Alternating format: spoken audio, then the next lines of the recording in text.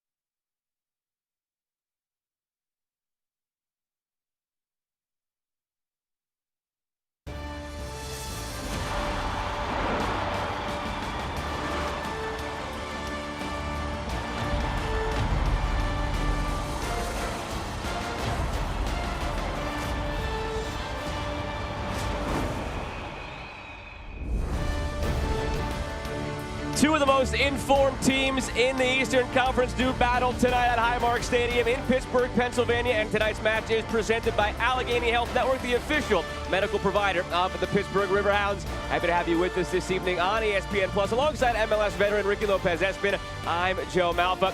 Ricky, these two teams losses have been very rare as of late. It's 9 unbeaten for Pittsburgh. It's only 1 loss in the last 13 for Rhode Island, and they're only separated by a handful of points. You look at this Rhode Island side, they want to push to get a home playoff game for Conosis, but yet for the Pittsburgh Riverhounds, you're right below that playoff line. If you're Bob Bully, massive 3 points up for grabs. After last time out, you tied against Indy. How do you grow from that confidence? Big match for the Pittsburgh Riverhounds here at home.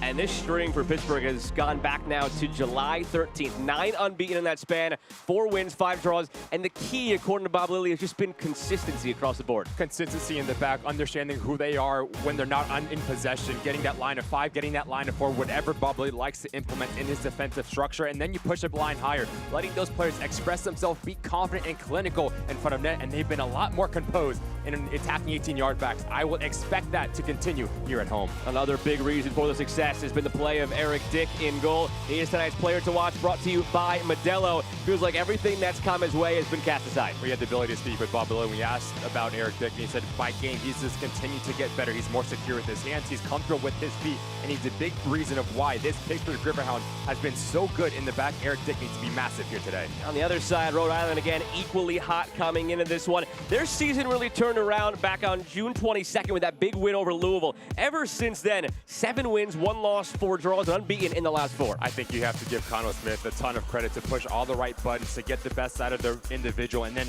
as a result of that, the collective has been a lot better as well, understanding who they are on both sides of the ball, on the attacking phase, taking their chances, and quickly in their defensive structure. It's very difficult to break down. This Rhode Island side is firing on all cylinders. A lot of the attention goes to Albert Dequa, J.J. Williams, and the midfield Clay Holstead, but it's Noah Fuson who's really stood out under the radar. He's got 4 goals and 6 assists. Play centrally, can play in wide parts of the field, and just a pocket presence can beat you 1v1, can also beat you through individual brilliance. I do think Noah Fuson, he's going to play on the left-hand side. How comfortable can he be, and how quickly can he get up the tempo? Because he's shown he can be a game changer. Now, these teams last met all the way back in April. It's a lifetime ago after Rhode Island started the season 1-4-9, and Pittsburgh started at 3-9-6. It's a whole different world now for these two teams, separated by just 5 points. The Eastern Conference playoff race continues to heat up now. It's Pittsburgh and Rhode Island next.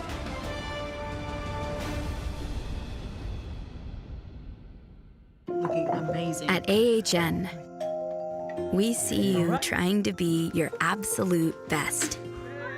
And when it feels like you lost your best along the way. Okay. We see you taking control. Looks good. Prescription. It says here. And needing the quickest care possible. Let's go, let's go. At AHN, we see you.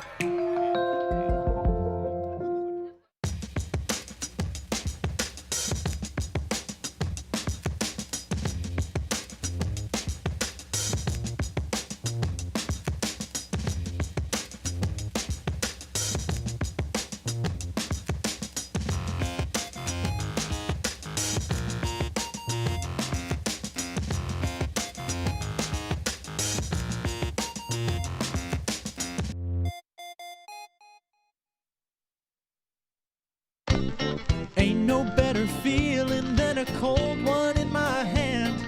That's why I'll be keeping Iron City in my plans. Oh, everywhere I roam, I'll be thinking about my home. Sitting pouring on the iron right before I go to rest. And when I'm laying in my bed, there's only one thing in my head. Just an ice cold can of Pittsburgh, PA's best.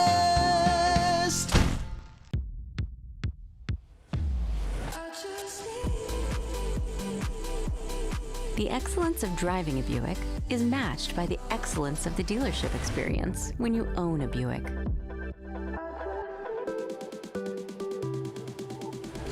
Buick, exceptional by design.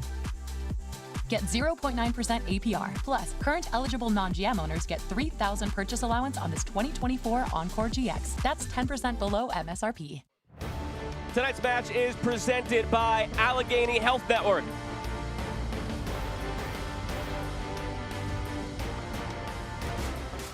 Take a look at tonight's storyline. It's beginning with Pittsburgh Riverhounds. Ricky, as always, with Bob Lilly, it can shape-shift in different ways, but we think it starts out like this. A 4 in the back, Danny Griffin will be that single pivot, so now you have Walty and Sample the ability to fill in the gaps underneath that front 3. We might see Robbie Mertz play underneath, but we'll not be surprised, Joe, if we talked about it Danny Griffin drops in, you make that line of three, so now you have Biasi and Rivera. So what does their work rate look like on both sides of the ball? I do think for Pittsburgh Riverhounds, taking the game away from Rhode Island is going to be key here today. On the other side for Rhode Island, it's most of the same group that it's been. The one change we touched on already, it's Noah Fuson coming in the starting 11 in that left wing back position. Will not be surprised if we see him play central to look to combine with Panayiotou, and then you have JJ Williams and Albert Deco. What does that relationship look like? Turnbull playing the right-hand side and provide width, but that back three, Duggan, Yao, and Soman, how compact can they be in their structure and keeping everything in front of them?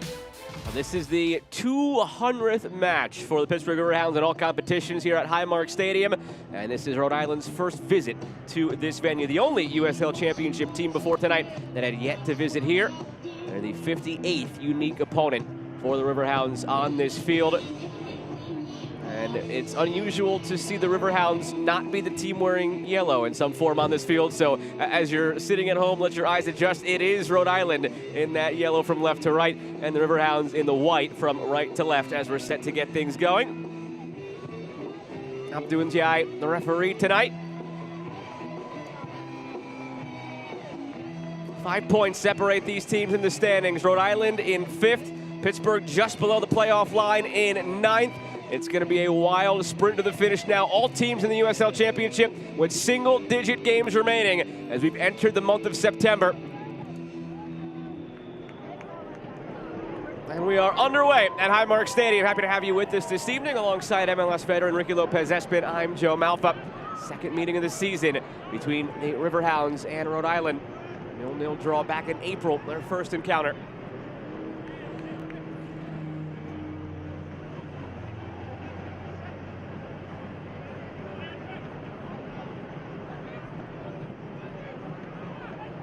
Biasi down this left side, tucks it in. Robbie Mertz on the same page with the new acquisition, Bertrand Jacquesson.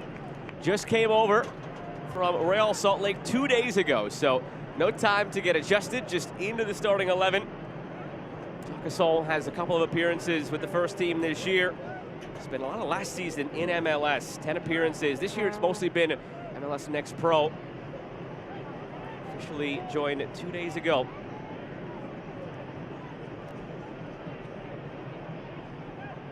Albert Dequa, the MVP last year, playing here with the Riverhounds.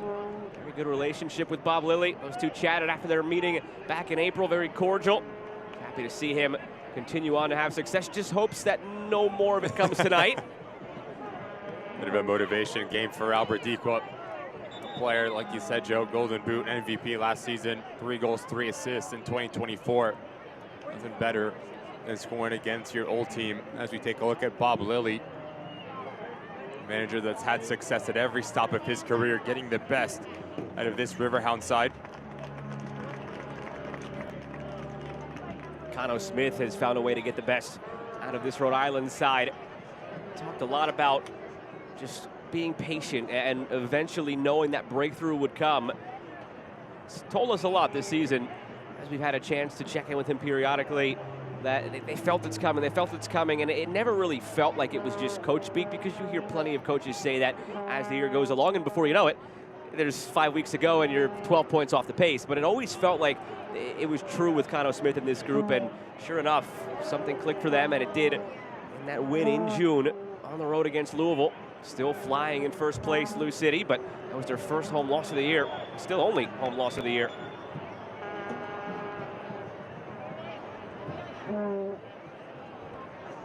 Here is Fuson. Panayiotou joined in May for about a month from New England Revolution. And in June, he was called back from his loan. And then last week, he went back on loan to Rhode Island. So it's been back and forth, and that's going to be one of the advantages for Rhode Island being so close in proximity. Played in by Dequa, settled by Williams, but he's offside.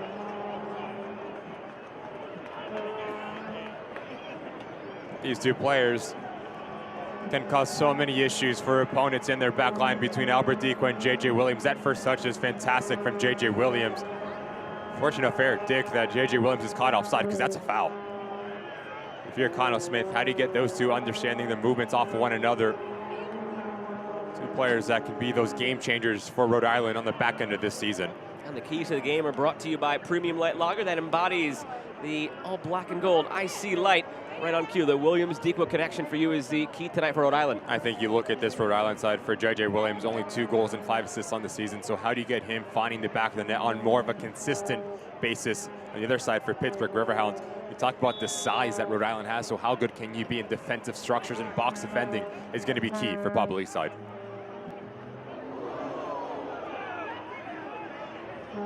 .62 degrees tonight in Pittsburgh. There is Griffin looking through. So that's why you see a lot of the jackets starting to come out. That's when you know we're getting close to the playoff races being decided. Jackets come out, maybe the gloves come out. 62 dropping down into the low 50s tonight. Jackeson sends it in front, took a deflection. Already active early on, Berton Jackeson. How difficult is it on such short notice to be in the starting 11 after a loan like that? Biasi tries to feed it to Kiza. Kiza turns, hits, all the way through, blasted by Bradley Sample. It is a really difficult task for Jackeson just to get understanding the movements off one another, but must have shown something that Bob Lilly has really enjoyed to get the start here. For Kiza, the ability to bring players in. As Sample's coming across a really difficult technique to get your hips around it, to put it back on target. We've seen a little bit of a tactical wrinkle to start this game for the Riverhounds. It'll actually be Walty that step in and drop into that back line of 3. So it'll be Walty, Osimanu, and Suber as your back 3. Biasi and Rivera as the wing backs for the Riverhounds. J.J. Williams forcing his way through. It goes back to what we said when we showed you the lineups. You never quite know with Bob Lilly. You and I, once we saw the 11 names, we're trying to move the puzzle pieces around. You and I thought about a back 3, but we started then talking about who would drop into it. Would it be Sample or Griffin? We never even considered Walty, and it's Walty the one who's on that back line. So you never really do know with Bob Lilly. It also tells you how good of a coach Bob Lilly is to bring in a center midfielder and mold him throughout the season. Now he has the ability to be versatile, hop off to that back line. You have Sample and Danny Griffin anchoring that midfield. So now you afford Robbie Mertz to go and just search the game and be the clever player that he is. Our colleague Devin Kerr unearthed this stat about a month ago that Bob Lilly teams from the month of August onward average nearly 2 points per match, which is astounding. It just shows that when he has time to get his hooks into a team, especially in a year like this, watch out. Play on. That was going to go against Sample. Seemed like it was going to go the other way for the undercut. Play on. But once he gets his hooks into a team, especially this year with all the turnover Pittsburgh had, they always find a way. But can they find a way above that playoff line where they're still searching, still treading water? Just comes into this challenge really rash. Turnbull, like you said, undercuts him. I thought that was going the other way. I was surprised when he played advantage. I agree. Bob Lilly thought the same thing. All as well. Another Sample back on his own feet, on his own power. Settled by Penio too. Looking for Dequa.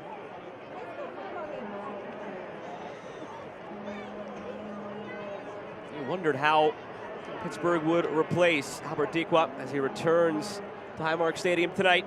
They found the replacement in Edward Kiza.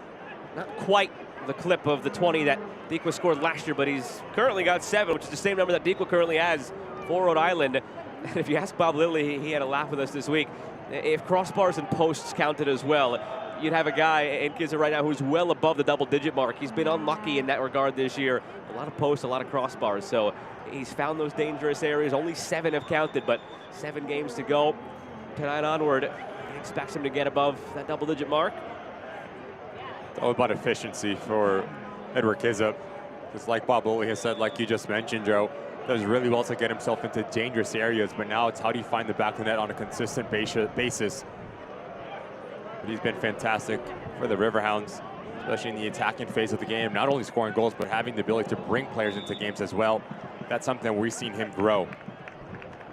Tonight's match is presented by Allegheny Health Network, the official medical provider of the Pittsburgh Riverhounds.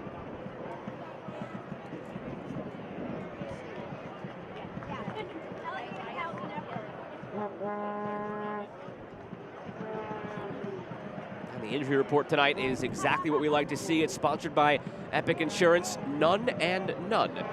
For this late in the season, that's not something you typically see.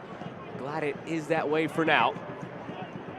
The question coming in for Pittsburgh was Langston Blackstock. He is available on the bench at least, which is a good sign. Not fit to go 90, but able to come in later. The only two players they're missing, Junior Eto with international duty, and then Pat Hogan with a red card last week. Fuson drives it in. It's going to be the first corner of the evening for Rhode Island, and this was a concern for Bob Lilly with Hogan missing the height aspect on the back end. Can they deal with Dequa, Williams, and the center backs here? Fantastic idea from Rhode Island here, just to whip this ball into a dangerous area.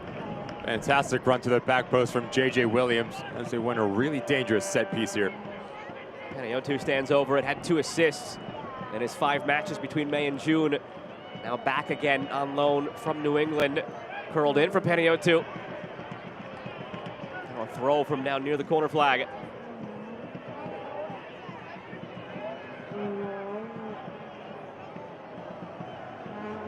Panayiotou with his right foot this time. Took a deflection, and it was very awkward on the way into Dick. Almost J.J. Williams flying through. Here, Connell Smith, these are the types of runs that you need from J.J. Williams, just to be proactive and wanting to get on the end of it. The last second tries to slash across Eric Dick, but secure hands from the goalkeeper.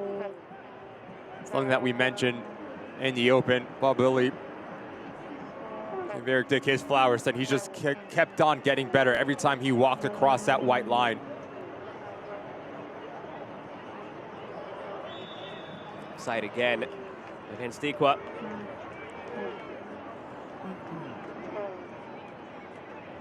Back in early August, Bob Lilly said the next evolution for this group is finding consistency.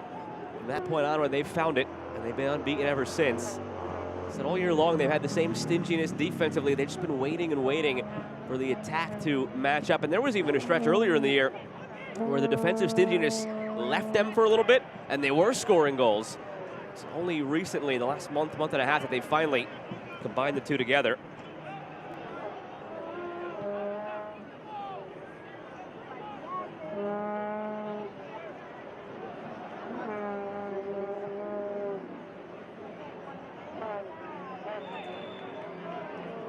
Free kick for Rhode Island.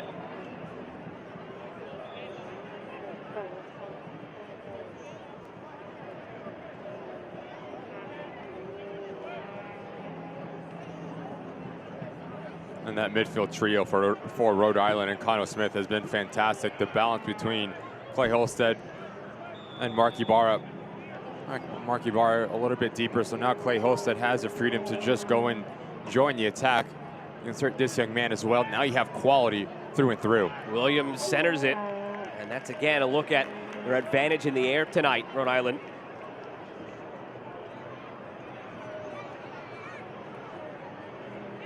And throughout this 2024 season, we've seen Rhode Island elect to play to the back post ball and try to look down for a knockdown.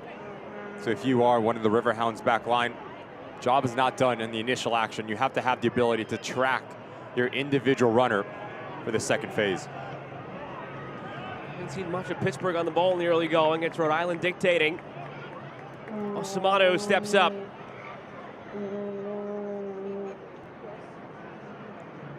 Sample.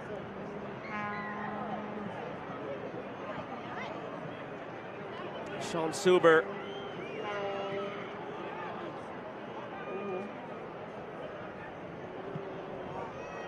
Long for Kizza. Down by Turnbull. Turns into some trouble, Turnbull. Drops it back for a clearance by Stoneman. Panayiotou.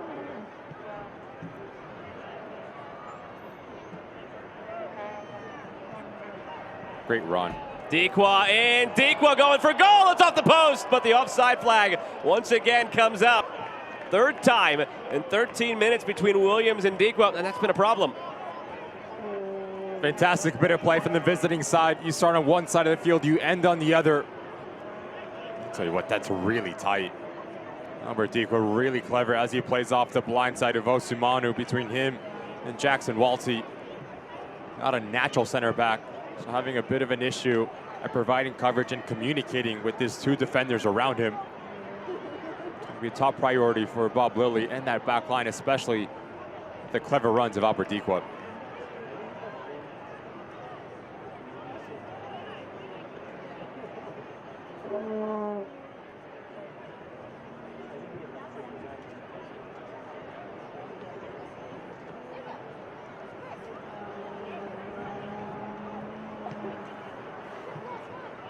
Lobbed up to Kiza. Riverhounds and Kiza both go up for it. Wide for Biasi. Luke Biasi drives it back post over everybody. Merckx trying to chase it down. There's going to be some familiarity within the ranks here for Pittsburgh. I mentioned Bertrand Jacqueson just comes in 2 days ago on loan from Real Salt Lake. Jacqueson played at Pitt from 2020 to 2022. He overlapped at Pitt with Jackson Walty. They overlapped at Pitt as well with Robbie Merckx for a year. And Edward Kiza did not overlap, but he was at Pitt in 2019, so right before those other three guys got there. You've got 4 Pitt Panthers in this Pittsburgh Riverhounds starting 11 tonight. The radar luxury there for Bob Lilley, who we know year after year just finds diamonds in the rough, brings them in, polishes them off, and they turn into top players in this group. To have an ACC program in your backyard here in Pitt, between Pitt's program itself, which has always had a ton of talent, and then all the teams that are coming in and out to visit Pitt throughout the season, it's just a goldmine of college scouting for Bob Lilley, and it's showing up in the roster now. Bradley Sample fits that bill as well. Played for Louisville, came here in the ACC tournament last year where Louisville upset Pitt. Bob Lilley took that one in. Now it's Dequa once again. Williams making that run through the middle. Dequa looking for Williams, but doesn't get there. Seen glimpses yet again of J.J. Williams and Albert Dequa. The understanding, both players very similar as they're very comfortable with the ball at their feet. Can pop into that half space and bring the secondary run off of them. It does seem like the Riverhounds have shifted into a back 4, getting beat far too easily over the course of 15 minutes just with Albert Dequa and J.J. Williams. Weren't sure if J.J. would be in the starting 11. Been Mark Doyle the last few matches for Rhode Island, and some pointed words from Connor Smith in our conversation this week that, look, it's a very competitive, deep roster right now, so you've got to continue to earn that starting spot, and they just don't feel that J.J. Williams had been up to snuff as a starter. Still impacting games, especially coming in off the bench, but it's that tandem that we've been waiting to kick into a higher gear between Williams and Dequa. Really just hasn't fully burst out yet, and part of it is those two guys so similar in how they play, occupying the same spot almost. I mean, just look at their careers, whether it was Albert Dequa or J.J. Williams, just so comfortable playing as a lone striker. So Connor Smith, it's a matter of how to get your best attacking players on the field at the same time. So yes, there's going to be a little bit of a learning curve, and we see it in real time, especially through J.J. Williams, making those runs down the channel, making those selfless types of movements to free up Albert Dequa. But with his talent level, he should be hitting around 7, 8, 9 goals on the year. Barra lunges through. Another former Pittsburgh Riverhound went to Rhode Island with Dequa.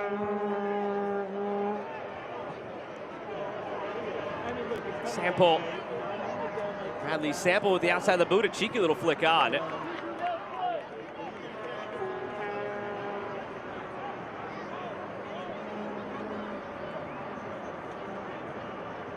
That's a bit of a tactical change now for Bob Lilley. So Bradley Sample has the freedom to shift out to this left-hand side.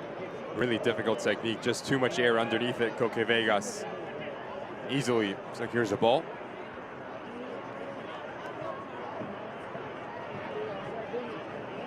I haven't really called the name Danny Griffin yet. That's who Connor Smith wanted to key in on for Rhode Island. Said he unlocks basically everything that Pittsburgh does offensively. He hasn't quite taken that Connor Forbes role and the assist king of USL Championship on the bench tonight for the Riverhounds, getting up there in age and obviously not able to do what he once could. Griffin's assumed that role, not again quite to the same assist tally that we always typically seen from Forbes, but he's the key now that unlocks things in the way that Forbes used to be. It's just that connective tissue from that back line all the way to the striking unit of Bob Lilly's side. He's comfortable with the ball, he keeps the game moving, but where he excels is just the ability to cover so much ground and clog passing lanes, and just, it's a good header. Dequa on the turn, has a wide open Turnbull, finds him. Turnbull lobs it in over Williams, flicked away and out for a corner by Osamanu. And this Rhode Island side that has scored 39 times in 2024 can hurt you in so many ways. We've seen them play direct. We've seen J.J. Williams and Albert Dequa combined, but now you provide the width with Turnbull and Fuson. Good ball in, flawless defending from Osamanu just to put it out for a corner kick.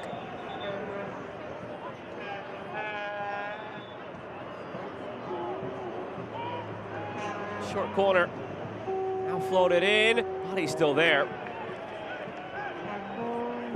Is it overcomplicating things? Where we've talked about the advantage they have tonight in the air. Is it overcomplicating it to not just drive it in from a corner like that?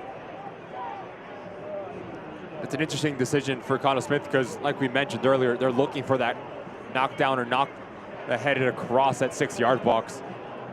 But I do tend to agree with you, Joe. Just put the ball in the mixer and just see what happens. You have the size advantage, especially through your 3 center backs.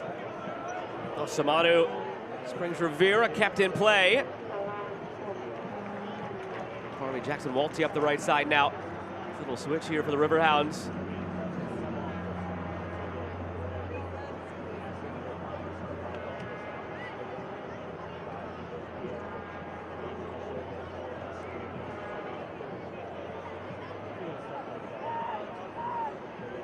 Walty flicked on. Now for a goal kick. During this unbeaten run for Pittsburgh, they're happy with the way they played, but they've actually felt like they've left some points on the table. Some matches that seem to be wins slipped, turning into draws. And that again is why they are still below that playoff line. In the live table, they are a point behind Loudoun. Loudoun would have 2 games in hand. They lost last night on the road against Louisville. So Pittsburgh would have 6 games to play. They're on 33 points. Loudoun 8 games to play on 34 points. Obviously Loudoun with the upper hand, but only time will tell. And if you look at the schedule, the one you circle is October 19th. It's Pittsburgh at Loudoun. It very well could decide things when all said and done. Enjoy a walking taco at Nacho Junction, or swing by the Train Grill at the East Gate for a maple bacon barbecue burger.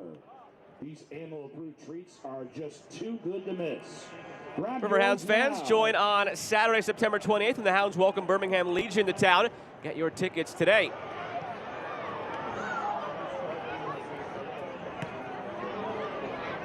Kizza.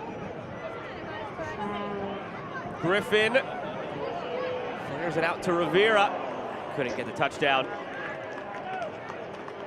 Just need a little bit more of a presence centrally for Bob Lilly, whether it is Danny Griffin or Robbie Mertz. Because as Connell Smith likes to play with 3 players in that location, those areas right there, that's when you can really hurt this Rhode Island side, because now you afford Yal Stoneman to step off their line, and that's when Edward Kizza can make that secondary movement. But everything has been around, everything has been in front of this back line for Rhode Island. It makes life very easy for Connell Smith's side. They've really grown defensively, Rhode Island. It felt like earlier in this year, even through the early mid parts of June, it felt like you'd look at the score box, and at the end of the night, it was 2-2. It was 3-2. That game against Louisville was 5-2. That was a regularity for Rhode Island, but that's sort of petered off a bit.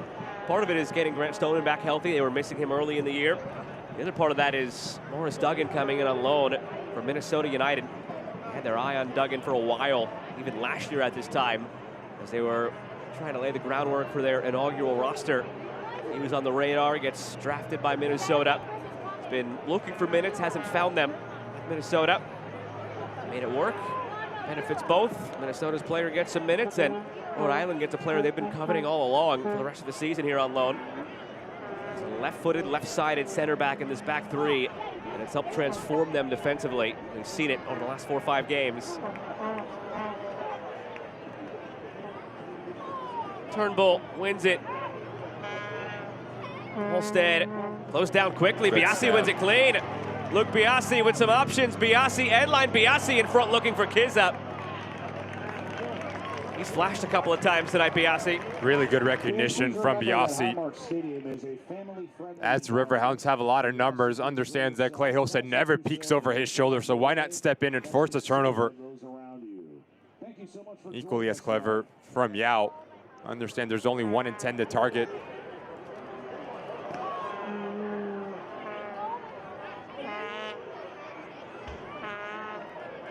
Those are moments that if you are Bob Lilly, you do really well to get yourself into the attacking 18-yard box. But now you need a secondary option. Too many times it's Edward Kizza, the lone striker for the Riverhounds. Near post, far post, top of that 6-yard box are the targets that you need to have runs, crashing the goal. From Rivera. Walty sends it back into the mixer. And it's grabbed by Coque Vegas. Quiet for Vegas so far. Neither keeper has had to make a save, but Eric Dick has been under more pressure.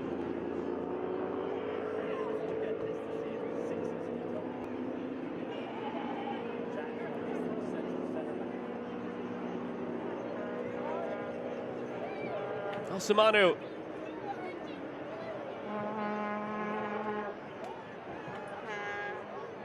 Getting way ahead of myself here, but you're curious how this will look in the second half.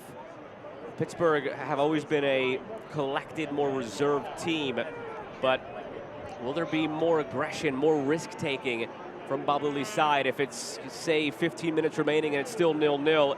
Do you have to try and go for the win at the expense of maybe a loss instead of a draw?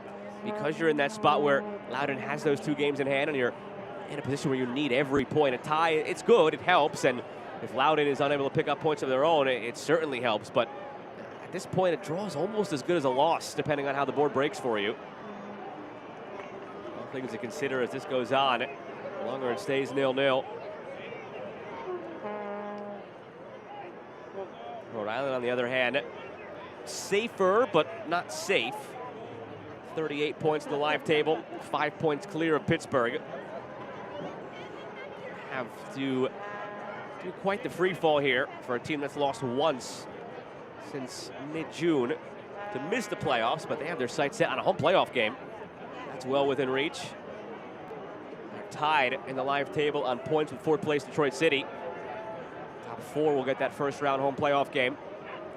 Although it doesn't necessarily always mean good things. Just ask Pittsburgh of last year, where they were the 1 seed and the USL Shield winners. And they lost to 8 seed Detroit 1-0 in the first round of the playoffs. These are areas of the field, Joe, that I do think if you are Bob Lilly and the Riverhounds, you need to have a pocket presence. Robbie Mertz needs to be more influential in the build-up phase. Because as this first half has progressed, Ibarra and Holstead are stepping a little bit too high. So there's about 12 to 15 yards between them and the back line for Rhode Island. So if you just pop Robbie Mertz right in that pocket of space, you can really unbalance, because now you have 2 attacking units, Jackson and Edward Kizza, that you can play off of. Haven't seen those 2 link up yet. And just 2 days ago that Jackson came in on loan from Real Salt Lake, 22-year-old from France. 16th overall pick in last year's MLS draft. Flicked on by Williams. Watch out. Tikwa grabbing his face on the ground.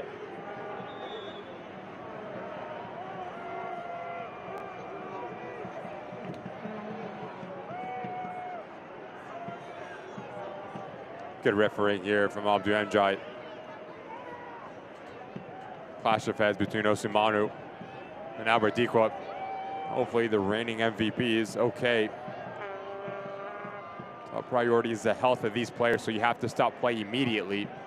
I don't think there's any ill will from the Riverhounds defender.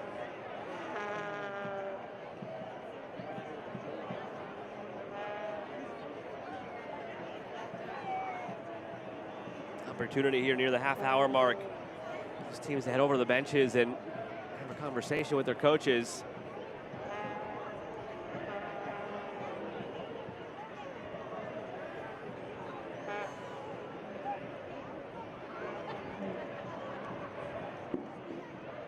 This would be a significant blow, obviously, to Rhode Island if Dequa cannot continue and slow still to get up. He's holding that right eye onto his feet.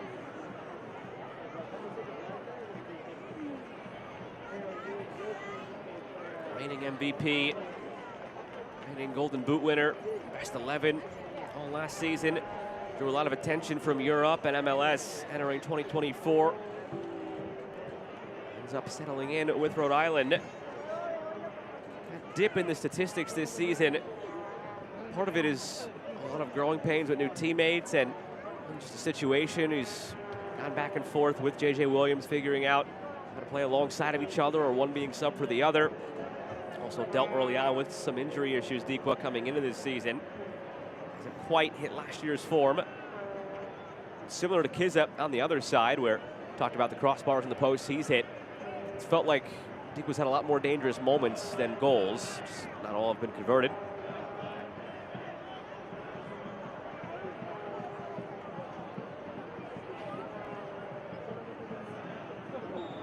Just looking at the bench for Connell Smith, Mark Doyle, the like-for-like replacement. You also have Zach Hervu, Joe Brito that can play in that half space, so that might pop off. I don't know if you saw it. A lot of options that Connell Smith can dip into his bench if needed. But it does seem like Albert Dequa is getting led on back onto the field. That's a good sign for Rhode Island.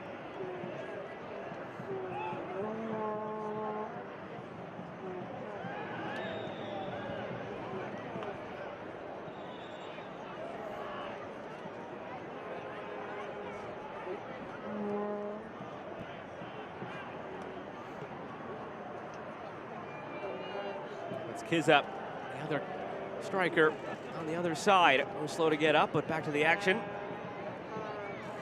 USL Championship soccer continues on the ESPN networks in September with a matchup of top teams from the Eastern Conference. It's Detroit City FC takes on a Players' Shield leader, Louisville City FC, in a Sunday afternoon showdown. That's September 22nd at 3 Eastern on ESPN2. Turnbull wisely leaves it out.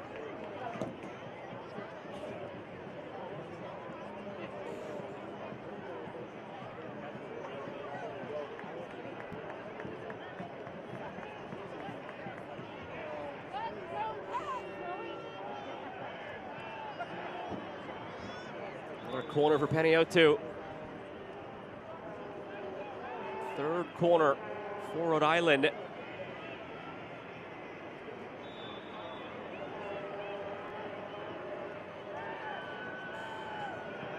'20-year-old with a wicked left foot. Bends this one in. Flicked onto the back post, incidentally, by Walty defensively. Williams feeds it back through, still pinballing around, and it's still not cleared until it's off the face of Williams and out of play. Now you can breathe if you're in that supporter section behind the goal. They've been dangerous, the visiting side. Every corner kick that Connell Smith's side has attempted in this first 45 minutes. There's just been a bit of chaos. Not dealt clearly enough with Pittsburgh Riverhounds. No need to step on this ball, just clear your lines.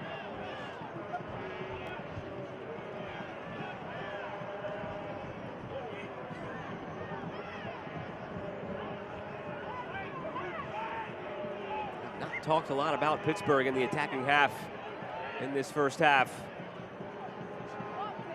Dictated by Rhode Island.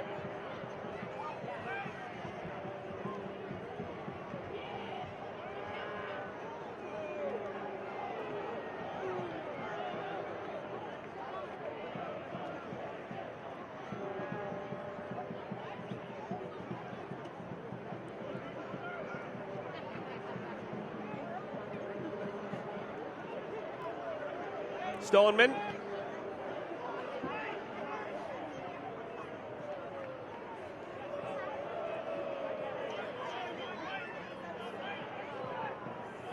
Jackson, he's tripped up. through 34 minutes. We haven't really seen either side getting any sort of rhythm on the ball. It's been mostly Route 1 trying to battle for the initial challenge and then win second balls as well. If you're Colin Smith, you can live with that. You're on the road at a very difficult place to play. For Bob Lilly, you need to get Bradley Sample, Danny Griffin, your two center midfielders, more influential in terms of the possession, moving the ball from left to right and really opening up gaps through the lines for Rhode Island.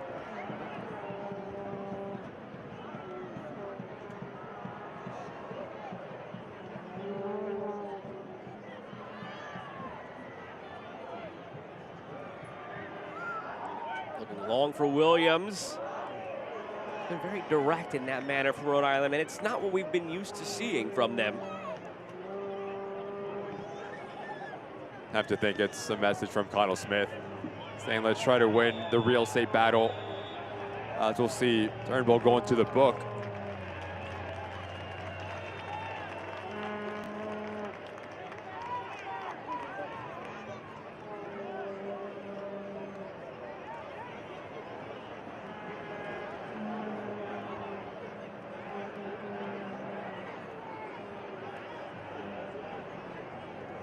With how combative this game has been. Big test in terms of his discipline and positioning for the remainder of this match, Stephen Turnbull.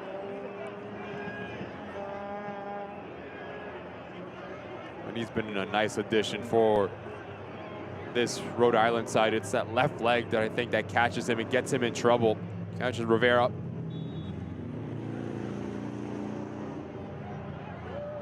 Three goals, 3 assists from his outside back position.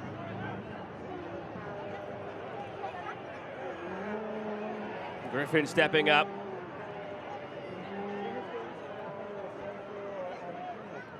Still looking for a first shot on target from either side. Despite all of their advances forward, as the offside flag comes up again on Pittsburgh, despite all their advances forward, Rhode Island doesn't actually have a shot registered in this one. We've had a lot of traffic around Eric Dick. Not been able to jam one through.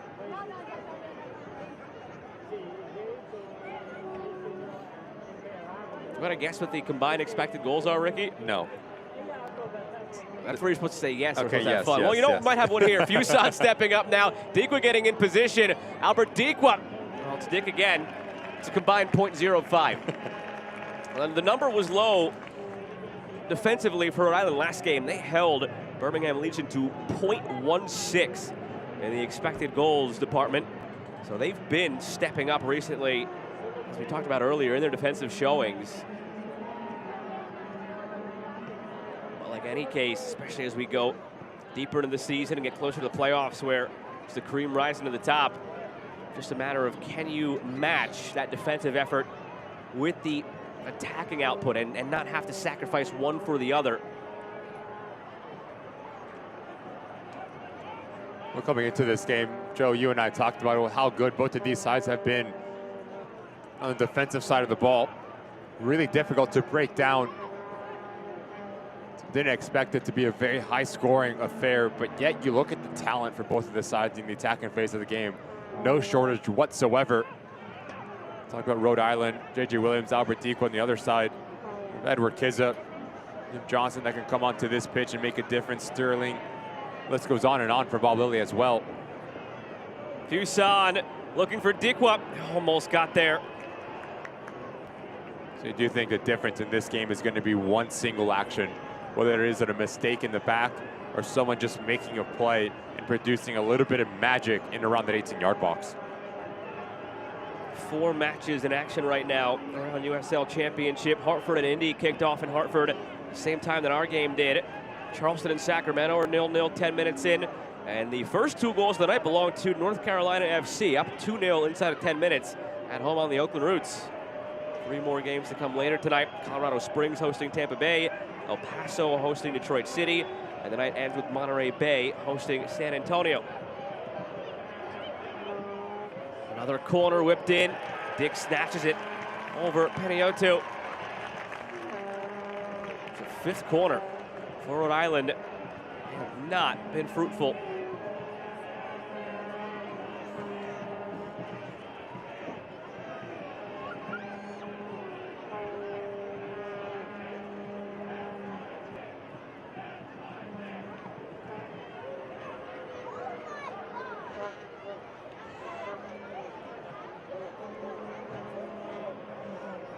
Dequa. It's felt like a lot of those moments, whether it's Williams or Dequa the furthest forward, where they're on an island and they're the only yellow jersey and a sea of 3 white jerseys around them. Is it surprising to you still that this late in the season those two have not clicked? Or again, going back to our conversation from earlier, is it par for the course considering that they're really cut from the same cloth? I think it's a combination of both. I mean, it goes back to what we mentioned earlier. We're so used to just playing as that single striker, just being that single focal point for the respective clubs. But now, how do you sacrifice? What are you going to sacrifice? That's the thing that Connor Smith needs to figure out to get the best out of both of them. But I do think you need a number 10 underneath them. Peniyotu, the pocket presence that can really unlock opponents in their back line to have that clever final pass to break lines, little moment just like that to combine. Because as Albert Dequa and JJ Williams, yes, they're physically gifted in terms of winning first duels, rising up and that being that aerial presence, but they're also very comfortable at combining it with the ball at their feet. So how do you have that support in and around them is going to be really important on the back end for Rhode Island. Houston looking for Williams.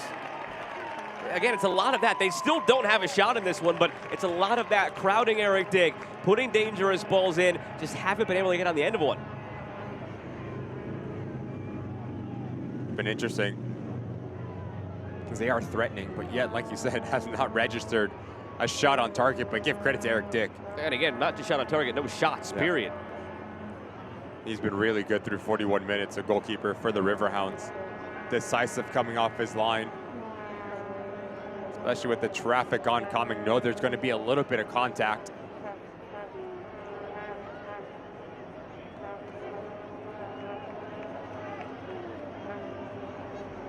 It's almost troublesome for Stoneman, just blasted to safety by Vegas.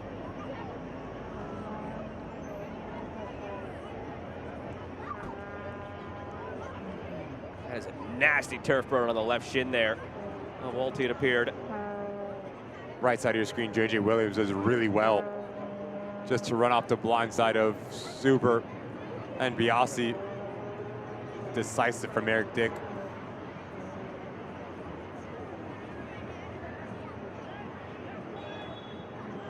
Oh, we see it on our close-up separate monitor. Oh, there you go. That left shin turf burn. That's going to burn in the shower. I mean, forget that. You're not putting that shin guard on it anymore. You're not pulling your sock up. That is going to just be bare the rest of the match.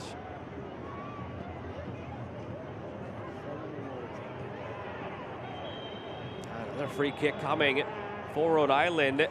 And it looks like a card's going to be attached to this one for Osamanu.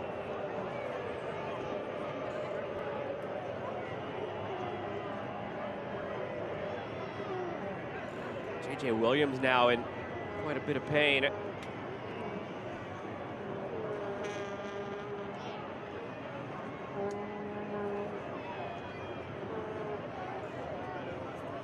Just requires so much attention. JJ Williams. Ball's gone. And that's when he stabs and takes out JJ Williams. That right leg from Osumanu, that's what gets him in trouble. As he joins Steven Turnbull as the 2 players in the book. You can tune into CBS Sports Network in September for a USL Championship Eastern Conference clash. Strong playoff contender Tampa Bay Rowdies travel north to face a Birmingham Legion FC side battling to keep above the playoff line.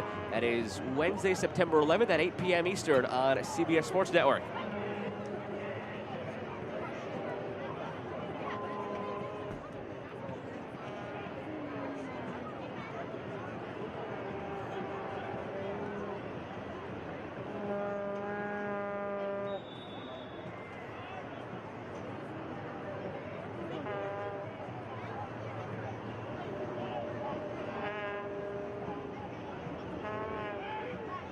Kick sent in. Williams tries to center.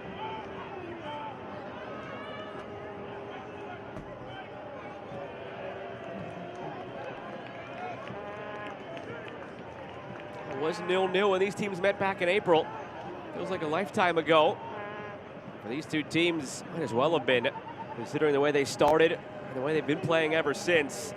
Pittsburgh started the year 3-9-6. Rhode Island started the season 1-4-9. If you would have told anybody back then that this is where they'd be. Rhode Island battling for a home playoff game. Pittsburgh battling at the playoff line. A lot of people would have been surprised, raised a few eyebrows.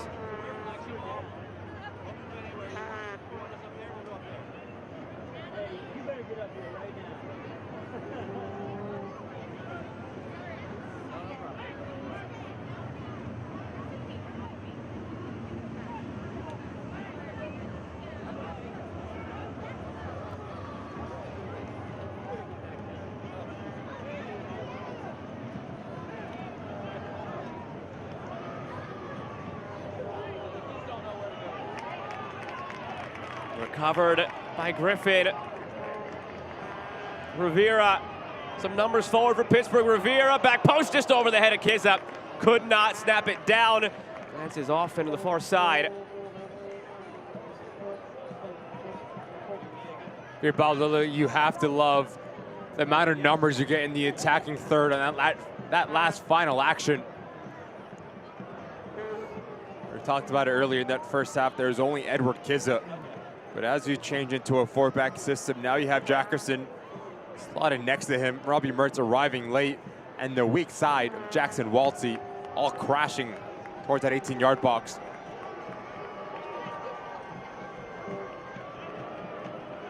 Ladies and gentlemen, there will be 5 minutes tacked on in this first half. Jackerson looking in front for Kizza. All of a sudden, final few minutes of this first half, Pittsburgh roaring to life. Can they steal a goal before the break? Luke Biasi has been really clever in the way that he just arrives in the attacking third, because as he requires so much attention, it's the off-the-ball run from Sample. Good idea from Jackerson back across, but even better defending from Yao.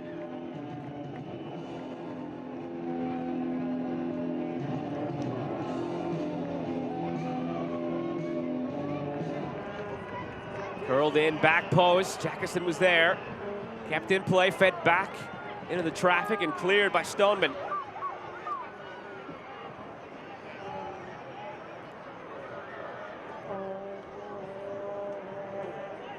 Bob Lilly still might let his team hear it a bit in the locker room at halftime for the showing in the first half, but there is at least going to be a silver lining now, which is the last couple of minutes. Something to hang their hat on if they can't find any more. Mertz, good ball in, at the back post, still loose in front, Jackerson from the ground. Somehow it stays out, none of it mattered. The offside flag came up, and that initial ball in. Where was this for 43 minutes? Player that we mentioned, Robbie Mertz, get him more influential, you'll find success. 3 players in the attacking 18-yard box, Kizza, Jackerson, unable to put it on target. Don't really know where the foul was in that last instance. They're calling for offside because when Robbie Mertz got on the ball, not one of those players were in beyond the back line for Rhode Island.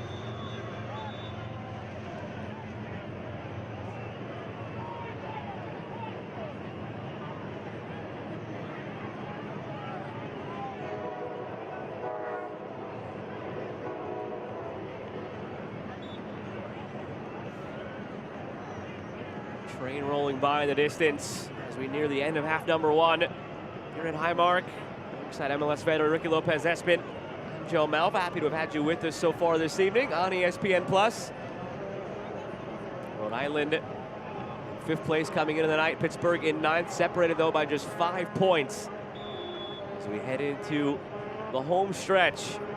Now that Sacramento is kicked off tonight on the road against Charleston, can officially say that all 24 teams in USL Championship have single-digit matches remaining. They had 10 remaining coming into the night. Wanted to make sure there was no rain or weather issues there that would have rendered that statement incorrect, but that game is kicked off. We're good to go. All 24 teams, single-digit games remaining. It's 6 after tonight for Pittsburgh, 7 for Rhode Island.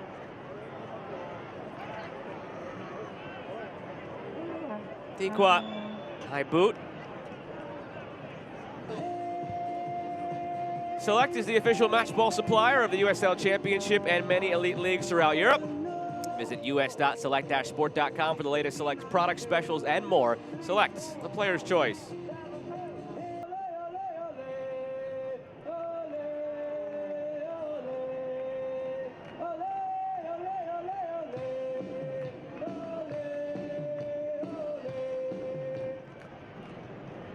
Dick sends us back on our way. Tied for the league lead with 10 clean sheets coming into tonight.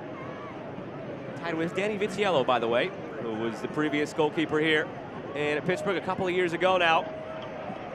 After that, Jamali Waite, who then went on to the Jamaican national team. Goalkeeper factory, Pittsburgh continues to be. Part of that is just the defensive setup under Bob Lilly. Always keeper friendly, but save percentage is way up there as well for Eric Dick, near 77%.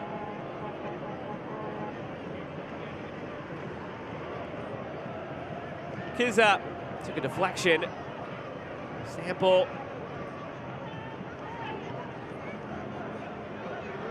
The last opportunity here for Rhode Island if Dequa can get it forward. Loses it. Instead, maybe it's a final opportunity for Pittsburgh. Griffin feeds it wide. Jackson! In his debut for Pittsburgh, loaned here 2 days ago, announces himself with emphasis.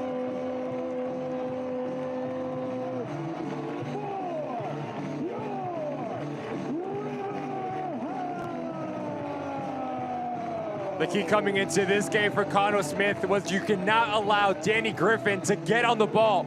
The way that he receives it is everything.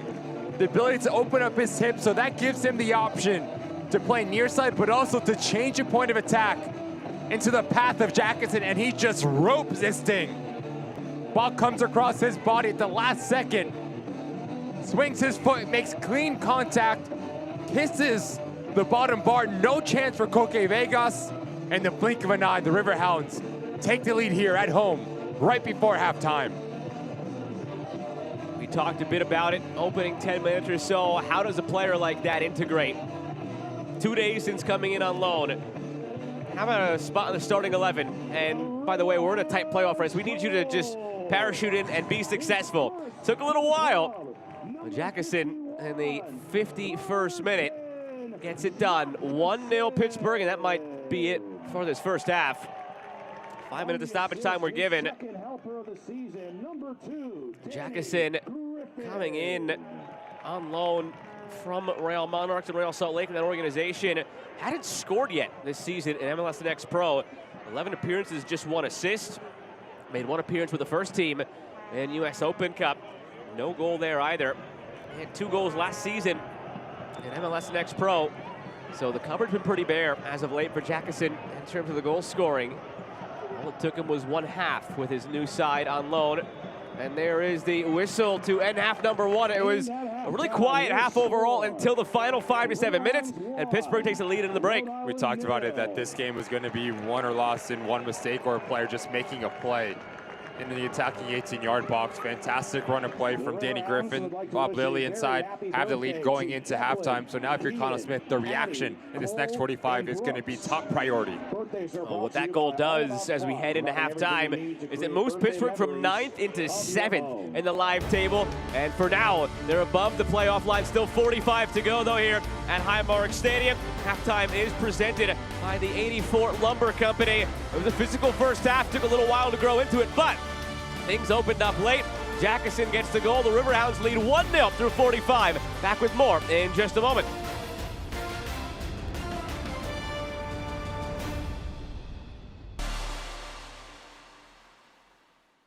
Happy 811 Day. Are you planting a tree or installing a new fence? Call 811 3 to 10 business days before you dig. It's your ticket to avoiding an underground utility catastrophe in your neighborhood. Safety is in your hands. Every dig, every time.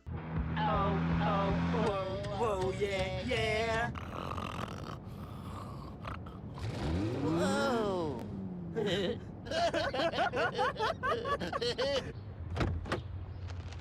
Nice. A little salt, a little sweet. And a little scratch. Ah, the new big cash payout. Top prizes of 500 grand. You've been down this road before. Let's just say I'm a road hog. Viva Scratches!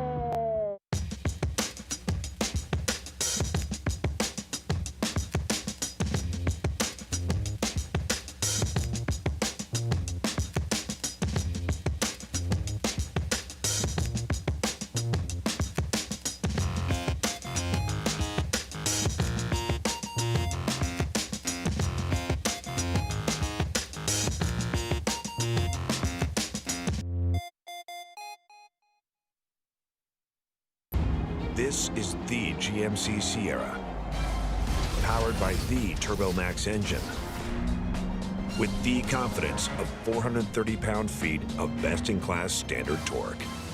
GMC Sierra, it's the truck. Get 1.9% APR on select 2024 Sierra 1500 models, or current eligible GMC owners get over $7,800 total value. We are professional grade GMC. Tonight's match is presented by 84 Lumber.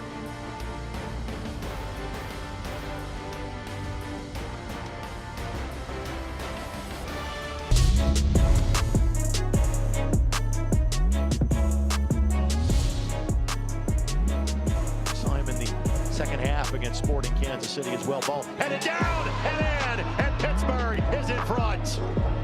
Playing a man down for nearly 70 minutes, the Riverhounds have taken the lead.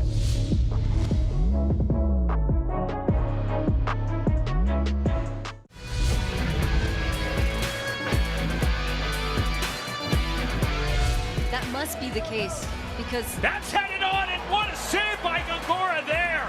Tremendous!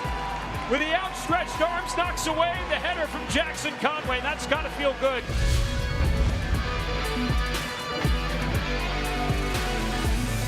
Each year, I say, wow, she just keeps getting better and better, and keeps striving and working hard toward her goals. I mean, she's an absolute competitor. She's fearless. She's put the work in.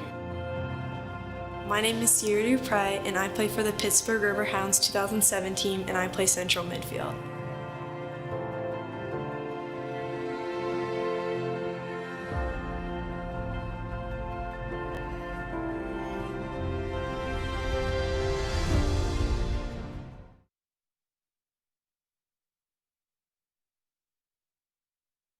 Is it somebody's birthday? Dad, come watch us hit this ugly piñata. When Hornets show up, so do we. Terminix it. This is the beginning. This is a first practice, a first video session, a first pregame talk. This is a first ticket, a first scarf raise, a first kickoff. This is a tapestry of clubs and players and communities inspired by those who blaze the trail for women's sports, ready to inspire the next generation. We are the USL Super League. We're part of a movement, and this is our moment. Pain doesn't care who you are or why you hurt, but pain can be mastered if you know the way. Fight back with Tiger Balm's legendary herbal power. Trusted for over 100 years, our proven blend of camphor, menthol, and essential oils tames pain with the strength and speed of the tiger, so that you can rise above pain and get back to living. This is the way of the tiger.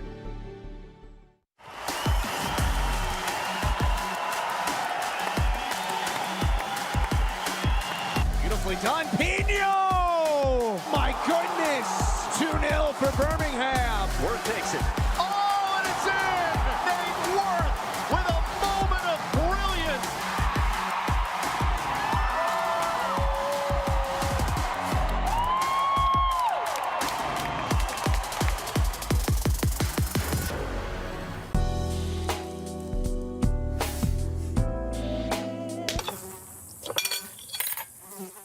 When mosquitoes show up, so do we. Terminix it. Conclusion of this season. Fantastic season for Nick Marcanic thus far in 2024, and he continues to keep getting better on international duty. 30 players from the championship in League One will represent 21 countries in international duty this week. Just tells you the growth of USL. And Las Vegas continues right now just to be in a position where they're not the team that they were last year. Doormats of the Western Conference, they are very much contenders out west. As we take a look around the league at the schedule, at the scores right now, a lot going on. There were 2 games that were kicked off at our same time. We also had action last night as well. New Mexico and Louisville just continue to pace both conferences. Blue City had a massive result against Loudoun United, who's a different Loudoun United under Ryan Martin this season.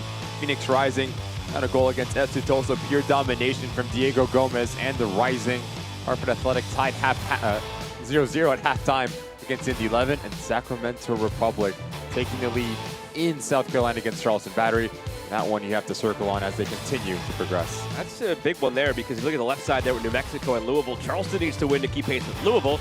Sacramento needs to win to keep pace with New Mexico. So only one will be able to accomplish that. Later tonight, you've got 3 more coming your way. The Monterey Bay San Antonio one's big out west. Both those teams have underachieved below the playoff line, but still within striking distance. It's almost an elimination game. There's still too much time to actually call it that mathematically, but it feels like whoever loses that game might as well start looking at 2025. It's going to be a tactical matchup as well. Monterey Bay a little bit more transitional. San Antonio want to be 1v1 combative in terms of their duels, so who's going to impose their identity?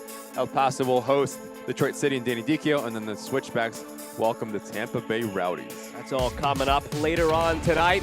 Before those games begin, our game will end. The Pittsburgh Riverhounds and Rhode Island FC. It's 1-0 Pittsburgh through the first 45. Halftime brought to you by the 84 Lumber Company. Day becomes night. First half becomes second half. More coming your way from Highmark Stadium in just a moment.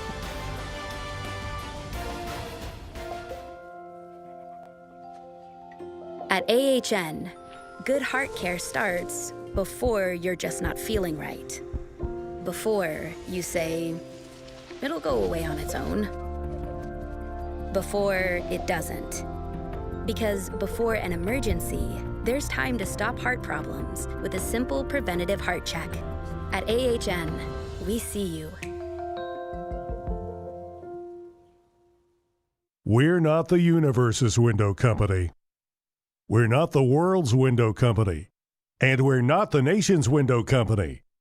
Thermo Twin is Pittsburgh's window company. Pittsburgh is our home. Check in with Thermo Twin. We are employee owned. Check in with Thermo Twin. Check in now and get 25% off and 36-month interest-free financing. Check in with Thermo Twin. This is the GMC Sierra, powered by the Turbo Max engine, with the confidence of 430 pound-feet of best-in-class standard torque. GMC Sierra, it's the truck.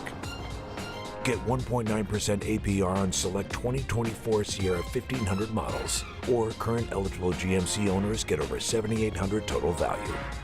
We are professional grade GMC. Take a look at highlights from half number 1, brought to you by Corona. Ricky, it was about 42.5 minutes of not a lot either way. Chances were limited for both sides before the goal finally came. I do think that Connell Smith, the way that you started this first half, probably the happier of the two managers. But like we've mentioned throughout this Rhode Island side, it's been that final action that's been lacking for Rhode Island. Going back the other way, the Riverhounds, I do think runs out of midfield were really crucial to their success. Like I said, has the right idea, better defending from Marky Barr, but as they turn this ball over, just watch the way that Danny Griffin, how quickly he turns his defense into offense, and the way that he receives the ball, has the ball into the run to Robbie Mertz, but also change the point of attack into the path of Jackson. There's information on this ball from Danny Griffin. This will give us the best look at it. As you play it in front of him, now he needs to hit it first time. No chance for Coque Vegas.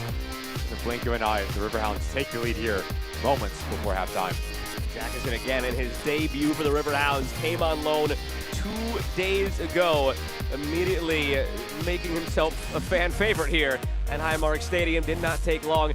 See a lot of zeros there for Rhode Island, but it doesn't tell the whole story. It felt like they were threatening for a lot of that half, even though they didn't register anything goalward. But it was mostly hopeful balls into the 18-yard box. Eric Dick, you have to give credit to him, because he's been really good at understanding the flight, when to step off his line. But for Connell Smith, I will not be surprised if we see him maybe dip into his bench to provide a different term to the profile, but also a sparking quality going up into the attacking phase of the game. And for Bob Lilly, how compact can you be? Because you know Rhode Island's going to play direct. So how do you win the initial challenge? And second balls are going to be key. You wonder if any changes are made as well on the Rhode Island side. You talked about it in the first half, that it just hasn't seemed like J.J. Williams and Albert Dequel were clicking tonight. And J.J. Williams gets to start again after it had mainly been Mark Doyle over the last few games. So you wonder if there is a change in the offing at some point. And this second half when it comes to what's up top for Rhode Island, or if those two just find a magic moment. We know they're capable of doing that too at a moment's notice, just turning it on and producing something special.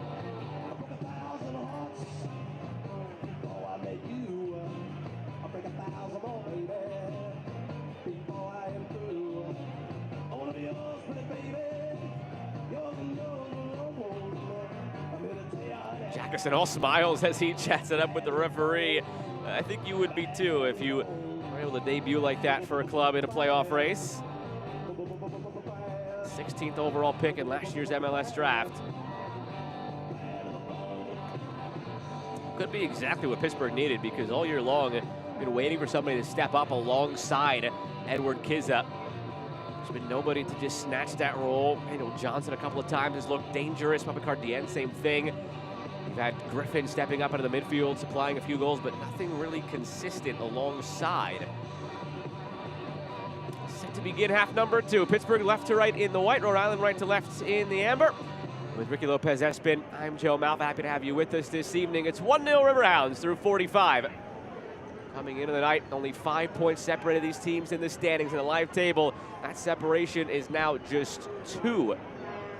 Pittsburgh begins this second half in 7th place, above the playoff line, after starting the night below that line in 9th. Very big 45 minutes coming up.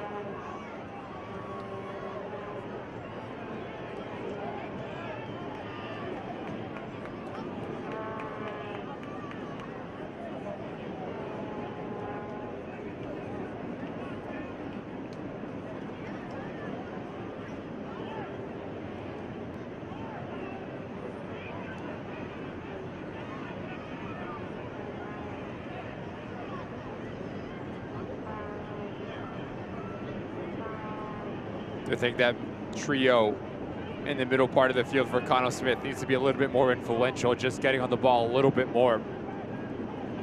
Dictating tempo, being possession-based orientated. Frankie Barr, Clay Holstead, not really impactful whatsoever. And Yotu as well, you want him to stay centrally, just to occupy Danny Griffin. And a result of that, now you can have that third man running and unbalance this back line for the Riverhounds.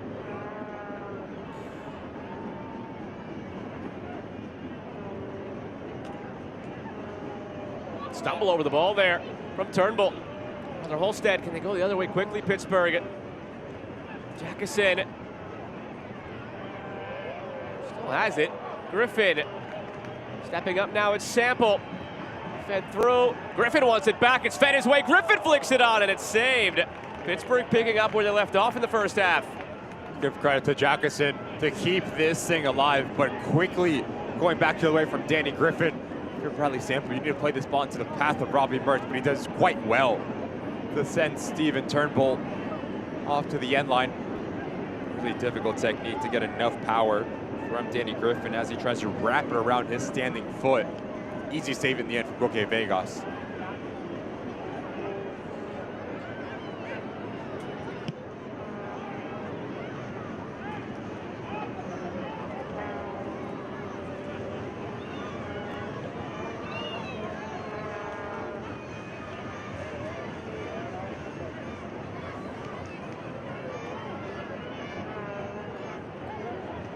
Jackerson, that goal he scored was his first since a brace last June with Real Monarchs and MLS Next Pro. Quite the drought. Probably feeling at home here in Pittsburgh again. Spent 3 years with the Pitt Panthers collegiately in the ACC. 19 goals, 23 assists in his 50 starts. 3-time All-ACC honoree.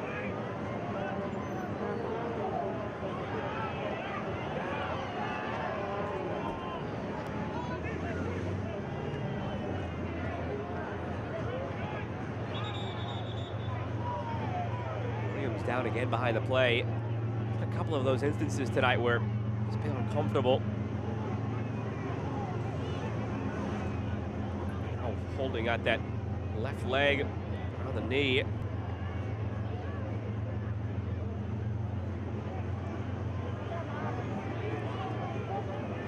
couple of steps he takes, he's going right back down to grabbing it. Keep an eye on that. Does not look comfortable.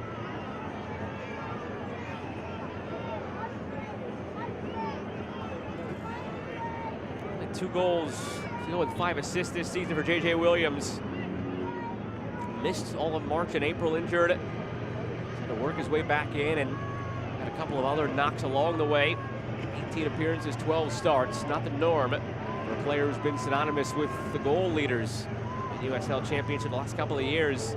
Back-to-back seasons with 12 goals on the nose in 22 and 23. Flicked on again, and it rainbows in! Nothing intent from Bradley Sample, but it counts all the same. Caught Vegas by surprise. All he could do is look on, wonder what went wrong. Pittsburgh leads 2-0.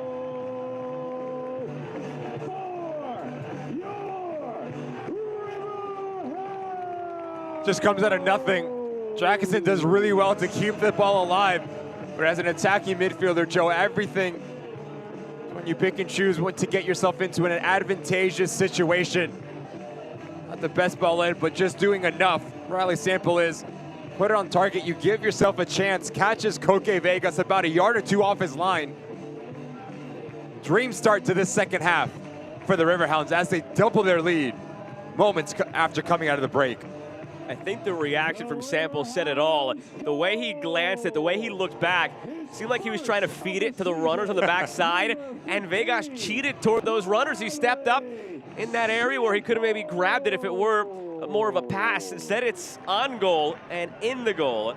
And for Bradley Sample, he has his first goal as a professional with the Pittsburgh Riverhounds. Not how he probably imagined it or drew it up, but it counts all the same, and it's Riverhounds 2, Rhode Island 0. Those are the ones now, once Monday morning comes around, you're watching Phil with Bob Lilly. You say, I meant that. I saw Koke Vegas off his line. Really clever from Bradley Sample, but he'll take it. Same as the Riverhounds, a massive 3 points up to grab. Now they double their lead. Get him in an honest moment, though. And I don't think it's the same story. But it's a story, he's got to stick to it now. He's got to tell that story decades from now as if it were Robin Van Persie's diving header from the top of the box in the World Cup. Gotta sell it, gotta sell it. Connor Smith's side now, what does the reaction look like for Rhode Island? Talked about them not really having the ability to get in any rhythm, especially that double pivot of Vivara and Holstead. And Iotu as well. Not be surprised if we see maybe Mark Doyle come on for J.J. Williams. You put Busan into a central location. Here's Mertz. Robbie Mertz weaving through. Jackson. Berton Jackson keeps it alive. Walty. Mertz. Able to settle, nothing more for now.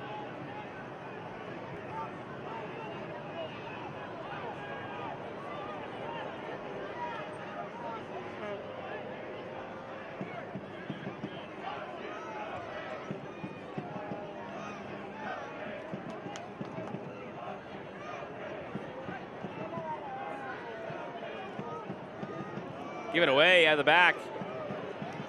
Rescued in the end by Pittsburgh. Now Biasi on the run.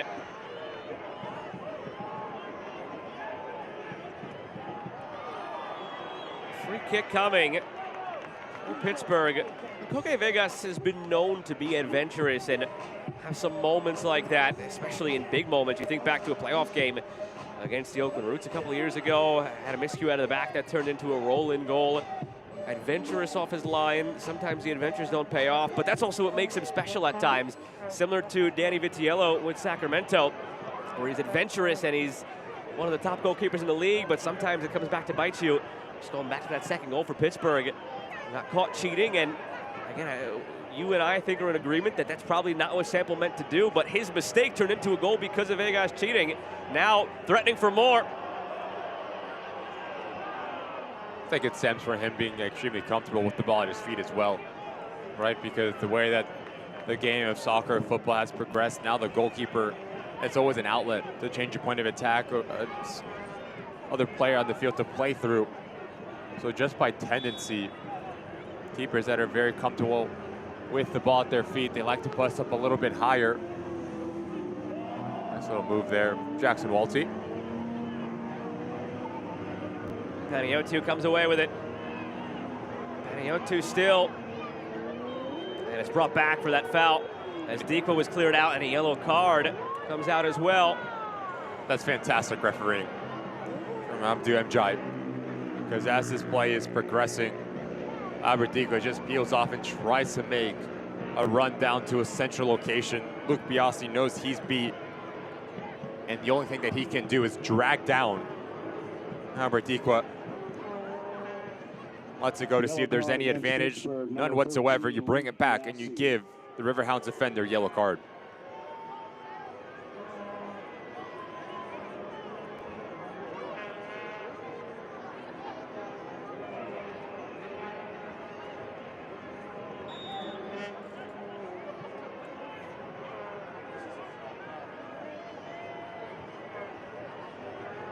Turnbull.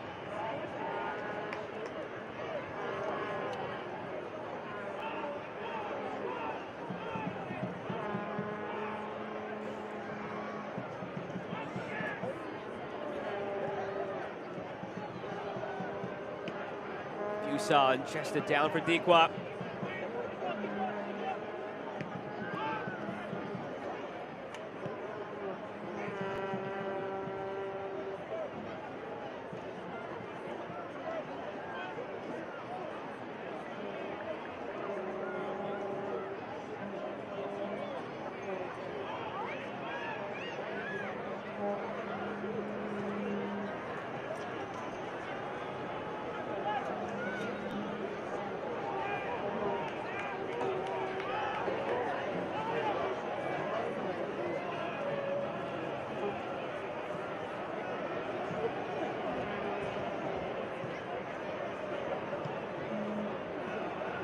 Pittsburgh look a different side in this second half. Really since the last few minutes of that first half, it's a continuation of it now into the second half.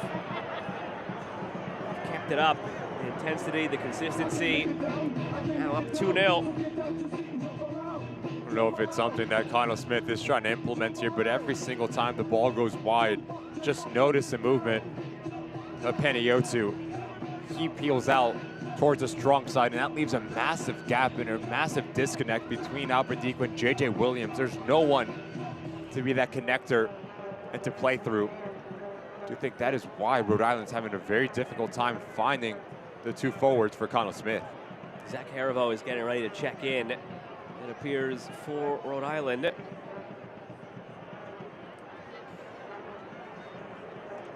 So it'll be Harivo for Mark Ibarra when the change comes. Here's Jackison. Nice touch. Initially got him away from Stoneman.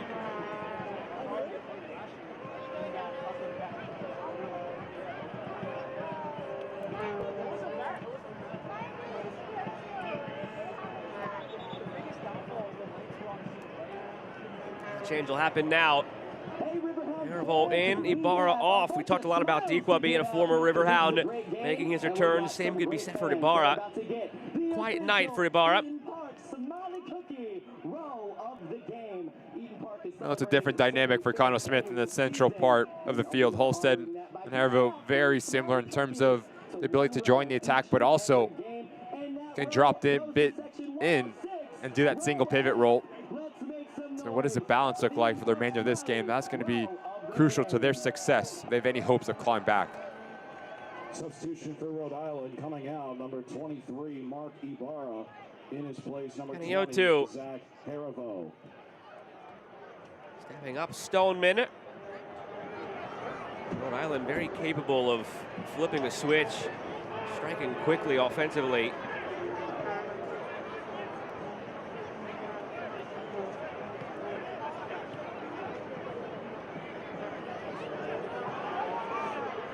This, though, is not a position they've been in for a little while.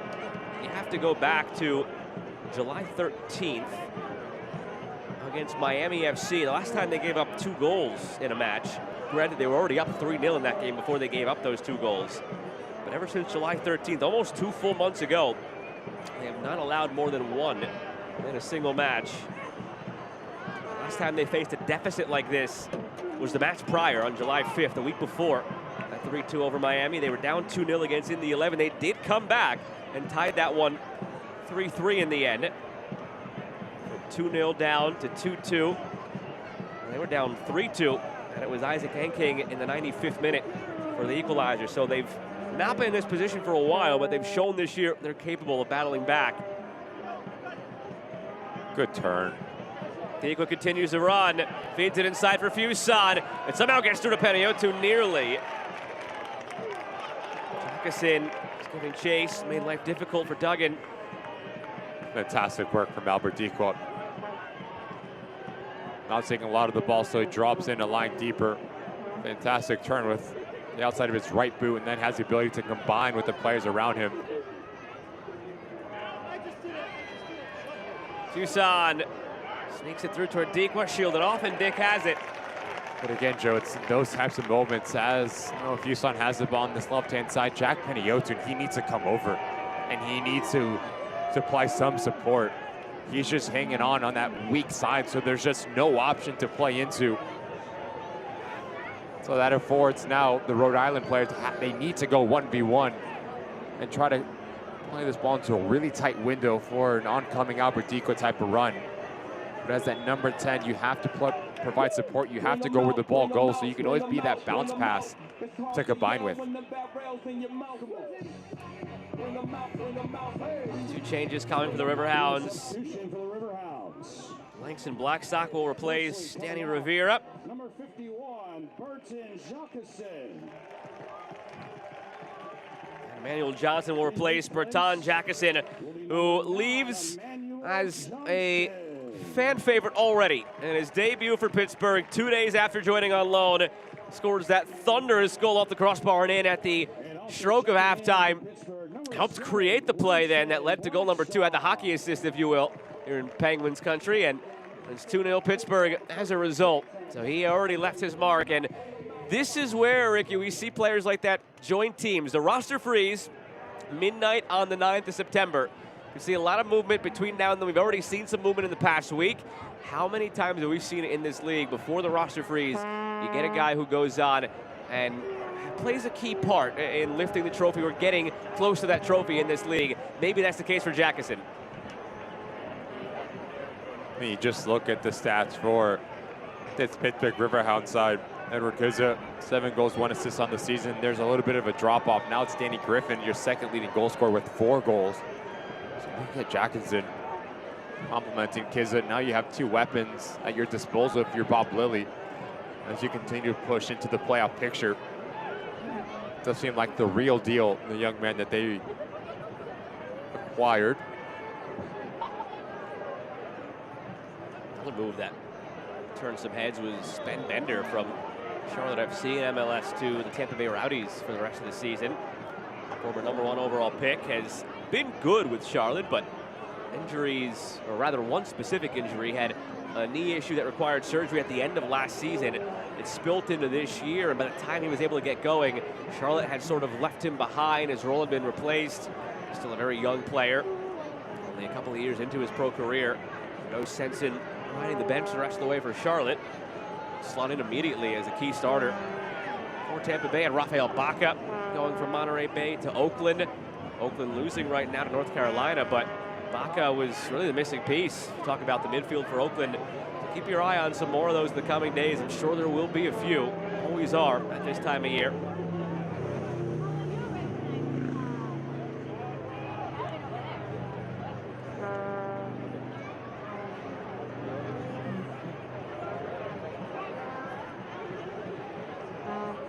It is 4-0 North Carolina, by the way, over Oakland at the moment. That has turned into a thumping. It's not what you want to see if you're any of these teams in the Eastern Conference. When you get to this point of the year, in those cross-conference matchups, you're always rooting for the other conference, no matter what. Both these teams were very much Oakland Roots fans tonight. Get an extra 3 points in the Western Conference playoff race, keep it out of the East.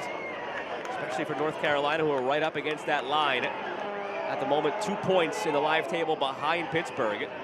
Pittsburgh occupying 7th spot right now. Have the tiebreaker on Birmingham, but Birmingham 2 games in hand. We're going to have a lot of flips and flops the rest of the way. Detroit City in 4th on 38. Pittsburgh in 8th on 35. 3 points separate 4th and 8th Now it's Turnbull looking for Dequa, but it's over his head. You want to try to make sense of the standings? I've stopped trying. Yeah, I've stopped a long time ago as well. How tight it is in both conferences. If you're neutral, exactly what you want. Season coming down, great run.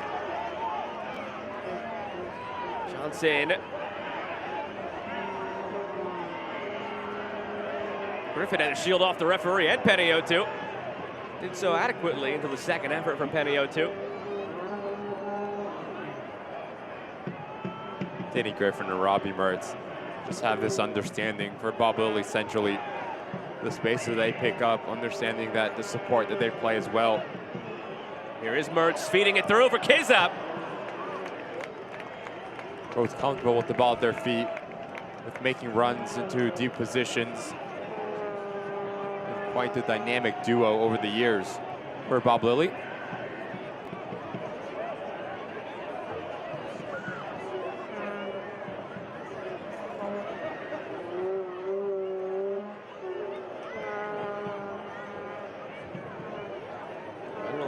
Change come for Rhode Island. Can they spark something offensively? Still don't have a shot in this one. Again, they've threatened. There's no denying that. Had some dangerous crosses in, traffic around Eric Dick. They've had 5 corners, but still no shots. Not just shots on target, no shots in this one. Tell you what, Steven Turnbull needs to be really careful as well. Already on a yellow card and giving our center referee to Njai an earful, especially in this second half.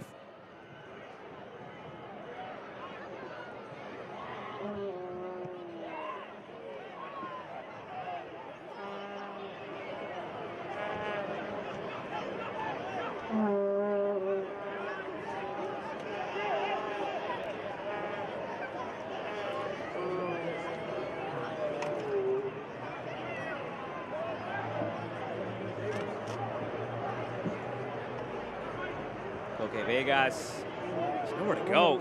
Looking every which way, finally feeds it out wide. We're at Stoneman. Yao.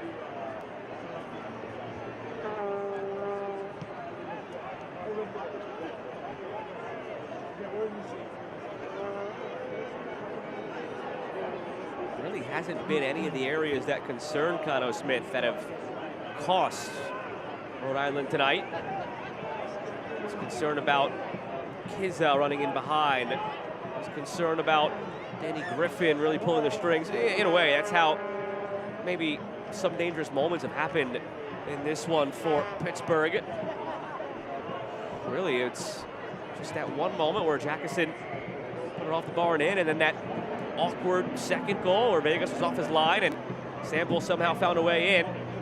Multi clears, Fuson barreling in. Death by 1,000 cuts tonight for Rhode Island. 3 weeks from tonight for the Hispanic Heritage Fiesta. You can enjoy dollar beers while cheering on the Peniotu flips it back for Holstead. Nice movement, Holstead. It's deflected. That was a very nice bit of play at the edge of the area for Rhode Island. Wonder where it would have ended up if not for the block. It's exactly what where you want your midfield trio to operate in between lines in tight spaces, because they have the quality to do it. Vegas off his line. Kiza picks his head up. Scampered back Vegas. Couldn't try from a distance there, Kiza. Tries to feed it inside though for Mertz. He stops his run. He pulled up. Instead expecting the pass maybe closer to the penalty spot. And he kept going. It might be 3-0. That'll be it for J.J. Williams. Gabby Alves will take his spot. Substitution for Rhode Island. Coming out, number 9, J.J. Williams. In his place, number 16. I have to think that Alves will play in this left wing back role. I don't know if Fuson will play centrally underneath J.J. Williams. Now you afford the ex-Columbus Crew 2-man go and search the game and see a little bit more of the ball in hopes that he can make an impact as we approach the last 22 plus year. And to no surprise, it's J.J. Williams or Deepa, one or the other. In this case, Williams coming off to just leave the other one to roam freely as a lone 9. What you talked about in the first half, that's where they're both most comfortable. They're both less comfortable in a tandem. So now with 21 to play, it is Deepa operating as the lone 9.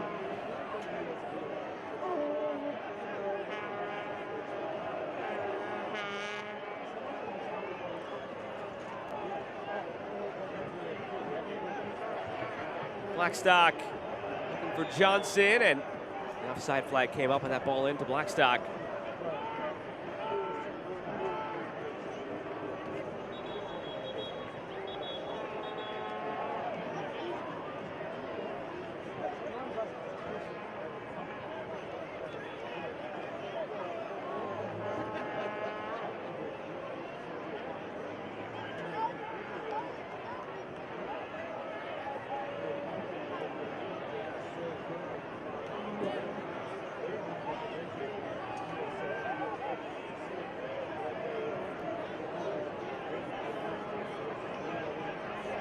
Pittsburgh really locking Rhode Island in their own half here.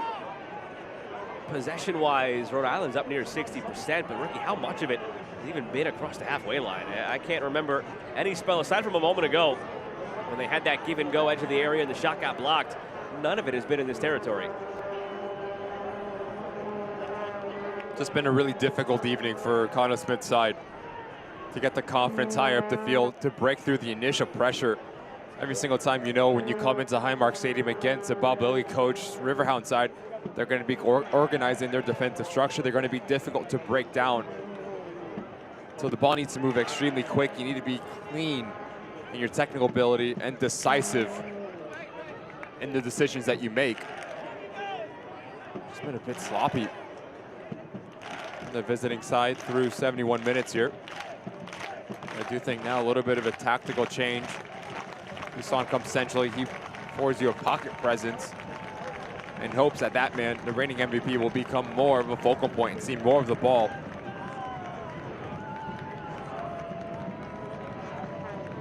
Both these teams go on the road a week from tonight against the 2021 USL Final. It's Pittsburgh at Tampa Bay. It's Rhode Island at Orange County.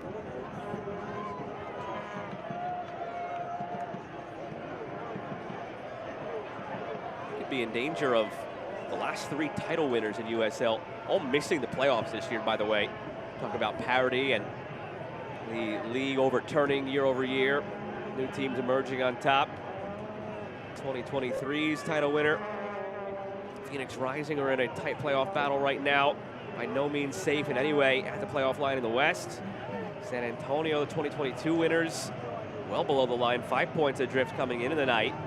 Could be a de facto elimination game tonight against Monterey Bay. Still time left, but whoever loses that, demoralization sets in. And 2021 title winners Orange County right there at the playoff line with those teams in the West. Given away here.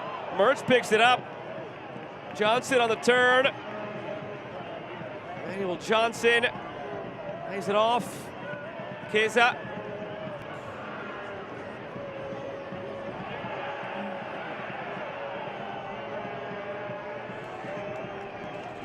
5,619 in attendance here at Highmark Stadium, not counting the train conductor in the background. And they're happy so far. 2-0 to Pittsburgh. Just over a quarter of an hour remaining. Ricky Lopez-Espin, I am Joe Malv. Happy to have had you with us this evening on ESPN+. Riverhounds started the night in 9th, now above the playoff line as it stands.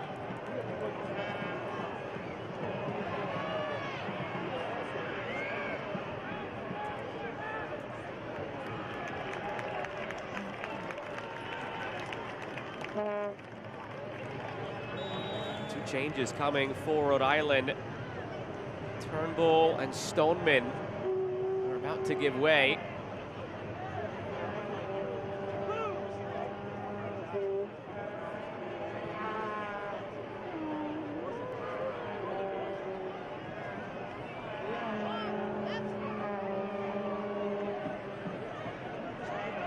Mark Doyle and Frank Nadarce entering.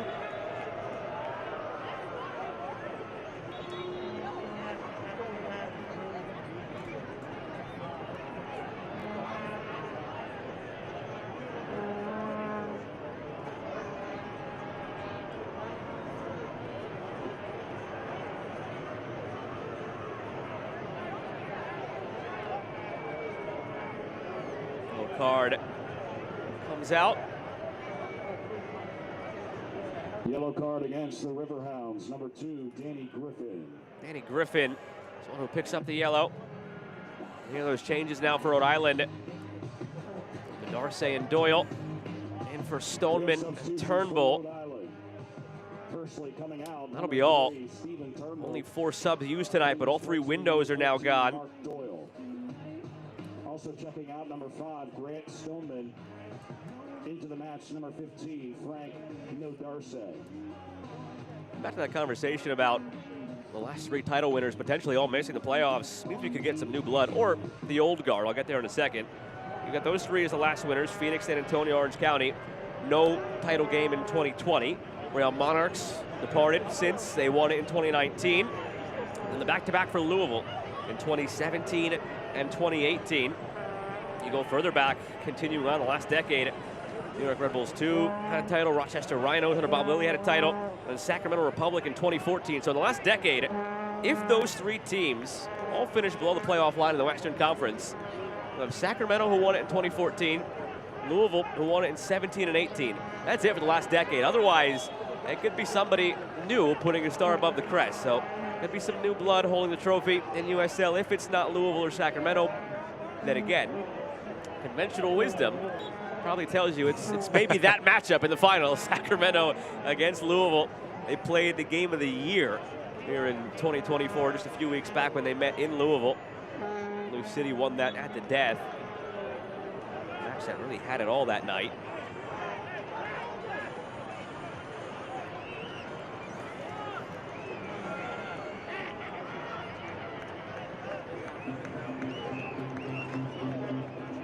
Substitutions. 2 changes for the Riverhounds.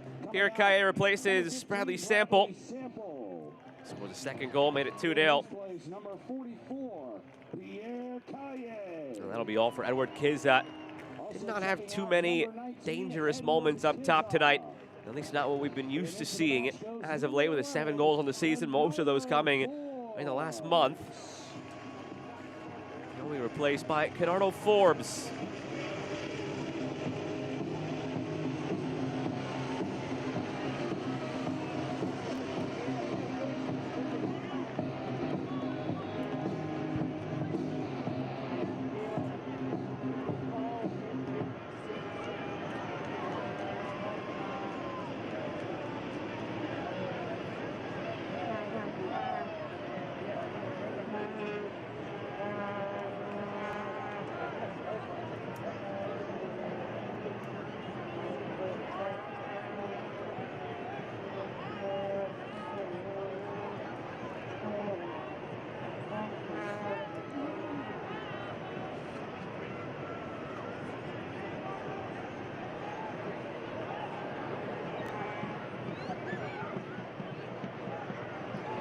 I'm wearing thin for Rhode Island to try and find something.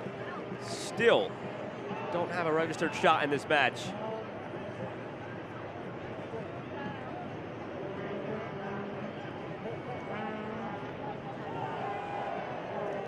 Tucson looking for it. Bundles out for a goal kick. Hounds fans tune in next week, September 4th. As Bob Lilly has shifted into a back 5 now. Biasi, Musumanu, Caillet, Super, and Blackstock across the back. So you have Danny Griffin, Jackson Walty. In front of them will be Robbie Mertz, Kenardo Forbes, and Johnson. Bob Lilly making some tactical subs in hopes to see this game out and be difficult to break through.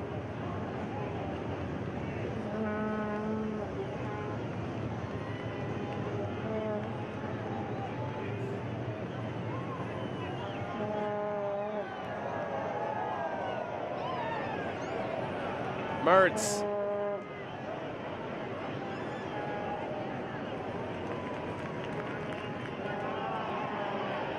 Asking for a foul to be called. The ball's still in. He's being held to the ground now, Mertz, and he's the one who ends up getting called for it. Tempers flaring here. Mertz gets up in the face of Yao. Those two going at it. More join.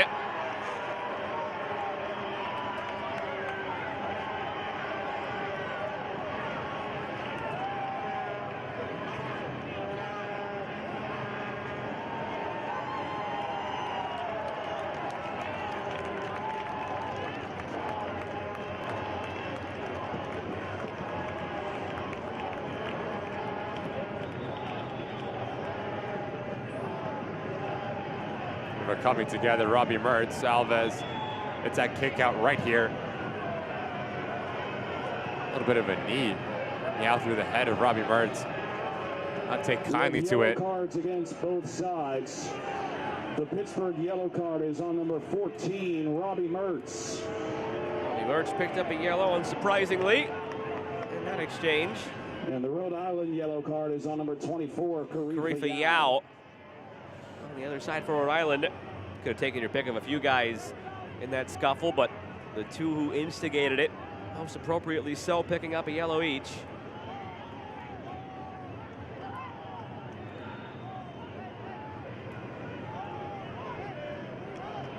Minutes to play. Temperatures down in the low 50s here tonight in Pittsburgh. Starting to feel like fall, which is officially a couple of weeks away. When the temperature gets cooler, the playoff races heat up here in the Northeast. Rhode Island doesn't want to go home empty-handed, but it's looking more and more like they will. 80 minutes come and gone, no shots registered. Pittsburgh, 5 shots, 3 on target. The pair of goals was technically 2 goals in the 50th minute, but not quite. It was Jackson in the 50th minute of the first half, 45 plus 5. And then it was Riley Sample in the 50th minute proper in the second half. So they kind of scored 2 goals in the 50th minute, but 1 first half, 1 second half, and that's the Riverhounds' 2-0 lead.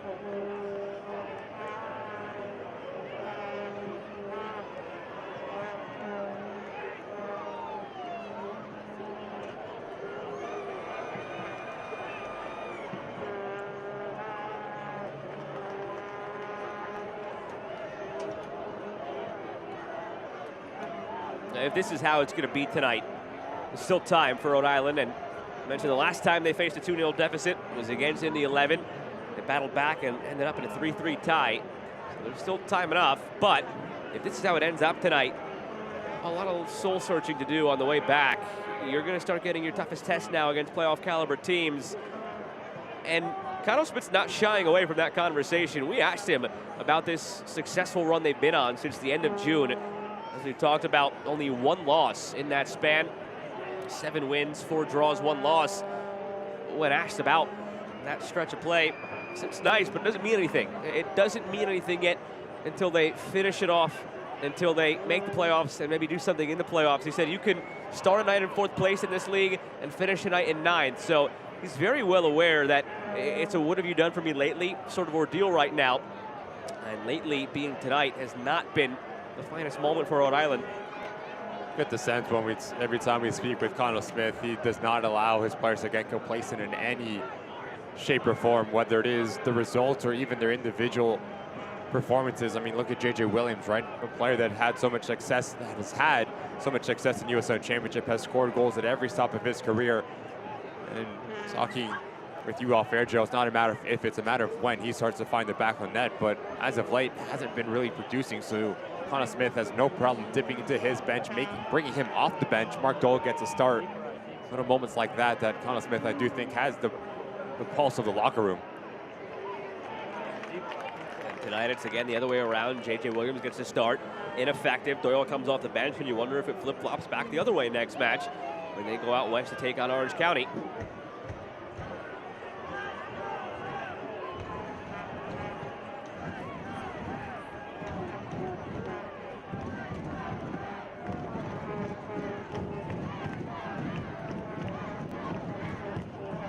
One between Charleston and Sacramento.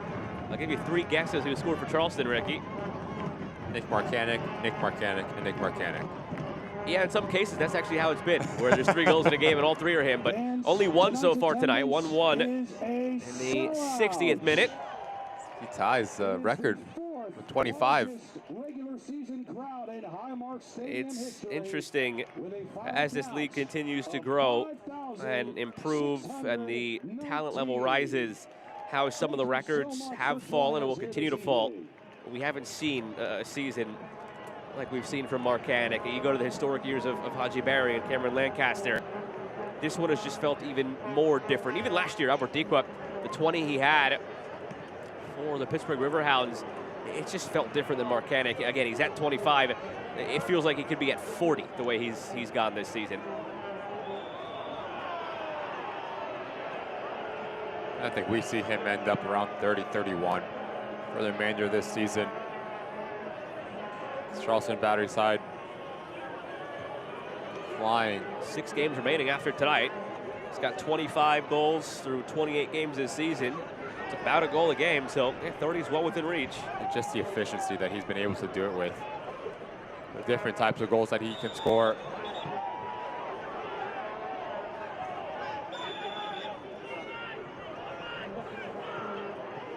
Two teams most intently watching that game right now are New Mexico and Louisville. Because New Mexico and Louisville both played and won last night. So if that finishes as a draw, Sacramento would be 9 points back with a game in hand of New Mexico. So even with a win, do the math, they're still 6 points back with 8 games to play. On the other side, Charleston would then be 5 back of Louisville. But remember, it's Louisville with 2 games in hand on Charleston. So it's really quite the gap at the top of the Eastern Conference. Louisville yesterday did become the first team to officially clinch a playoff spot, and Miami became the first team to officially be eliminated. I think we could have chalked both of those outcomes up about a month ago, but official yesterday. Louisville continues its pursuit of a lot of records that are within reach. The wins total, the home wins total, the goals total, the home goals total, the points per game total, the points total. I don't think I'm leaving any out. If I am, apologies. There's a lot of records that they're chasing right now. Talking about Marcanic and the goals record. This Louisville team could be chasing history in many ways.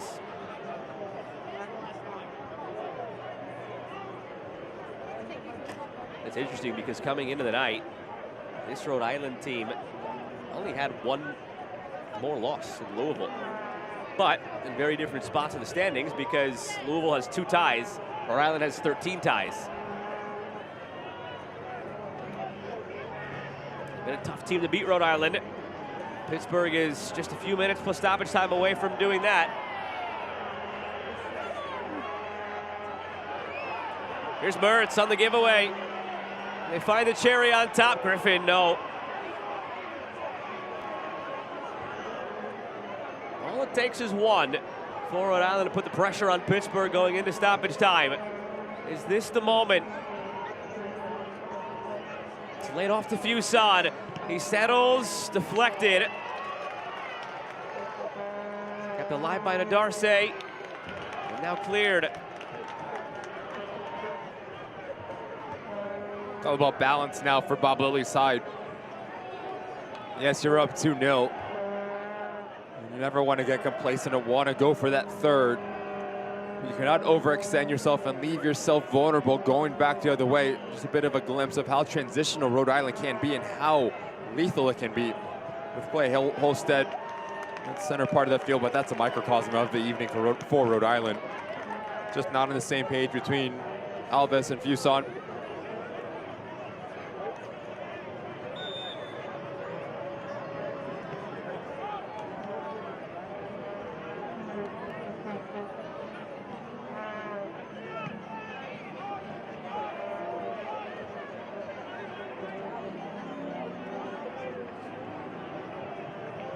Rhode Island in this game have the 60-40 possession advantage.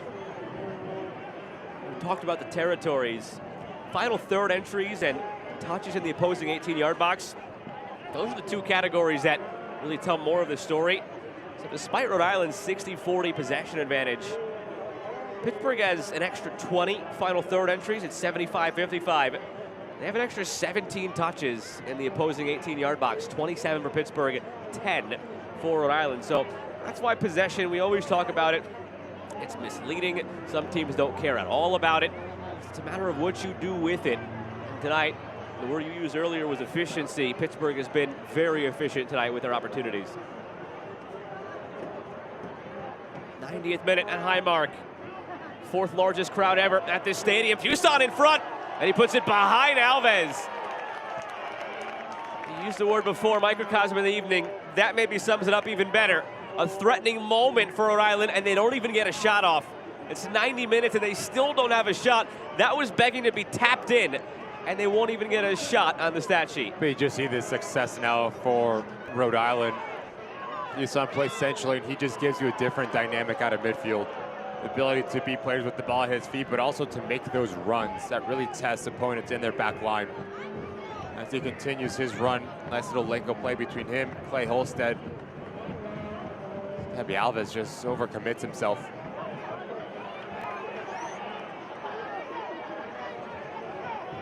Here's Mertz. Johnson wants it back. Fed that way from Mertz. Fed across goal. Cleared by Nadarce. Late arriving run from Forbes.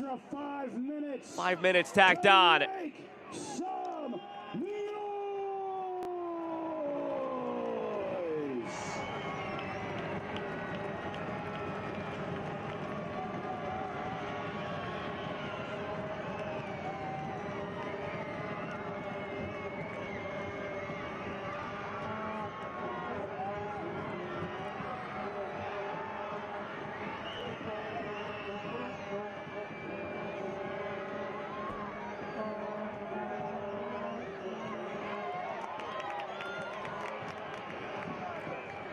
Griffin, nobody stepping to him, gives it away. He wanted to get it out wide and maybe the end of the corner.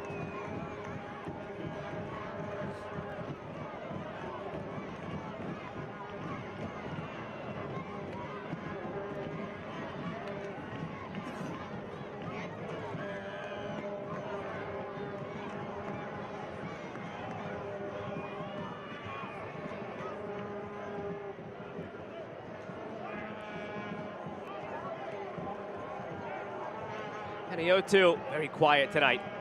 In his return on loan from New England, very effective in the 5 games he played from May into June with his first loan spell. Not much doing tonight. Just think he lacked a little bit of discipline in his positioning. I kept mentioning it. Fuson tiptoes the line, ball stays in. Well won by Pittsburgh. Throughout the first half for Jack Peniotu. Too many times he would just peel out wide to try to search the game. But as an attacking midfielder, your first responsibility is to supply your front two. Really difficult to do that when you're far away from the goal and disconnected between J.J. Williams and Albert Dequa. Over the last 10 to 15 minutes, Noah Fuson has just changed the complexion of the way that Rhode Island attacks now, because he's always going to give you that supply and that support to bounce it off of him to beat you through combination play as well. It'll be a frustrating film session for this Rhode Island side once they get back in on Monday and try to review this game. They won't spend much time reviewing their shots. Still at 0, halfway through stoppage time.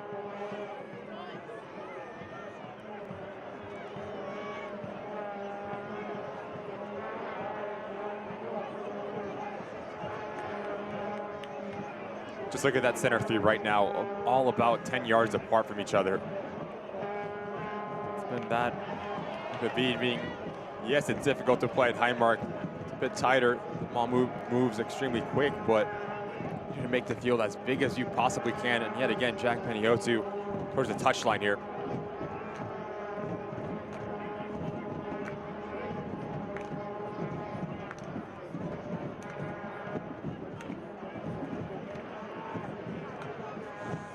Yao runs right into Biasi. It's had a really strong night tonight, Luke Biasi. He's been a fixture on the back line all season long on a night where they were missing a couple of guys back there. Hogan serving the red card suspension, Etu with Congo, the national team. And really Blackstock, he's come on, but came on late. So really you're missing 3 starters on a given day on that back line. Biasi stepped up and filled in a lot of the gaps. This might be the easiest clean sheet of the season for Eric Dick. Hasn't faced a shot. That's why clean sheets are very much a team stat.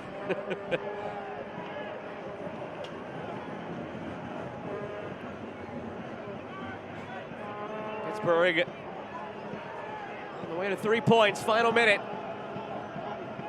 Even if they find one now, Rhode Island, it's going to be too little too late. It'll just be their second loss since mid-June. Pittsburgh will be unbeaten in their last 10 matches, 5 wins, 5 draws in that span. They started the night in 9th. They don't have the games in hand advantage. They played 2 more games than both teams below them right now, Birmingham and Loudoun. But for the time being, they are in 7th. They're back above that playoff line. Bob Lilly teams always seem to find a way. And to the watch from the referee. He's on. Ronaldo Forbes won't get there ahead of Vegas. It won't matter. There's the final whistle. The Pittsburgh Riverhounds unbeaten in 10, 5-0-5. They win it 2-0 over Rhode Island. Fantastic result for Bob Lilly's side. Efficient, one they needed to beat. Fantastic defending in terms of their box defending, their positioning, their coverage, everything to get a clean sheet against a very talented Rhode Island side. We talked about this game being won or lost in one simple play, a player making a play. More times often than not, it was the Riverhounds players making that play. It was a milestone night for the Riverhounds, their 200th home match at Highmark in all competitions.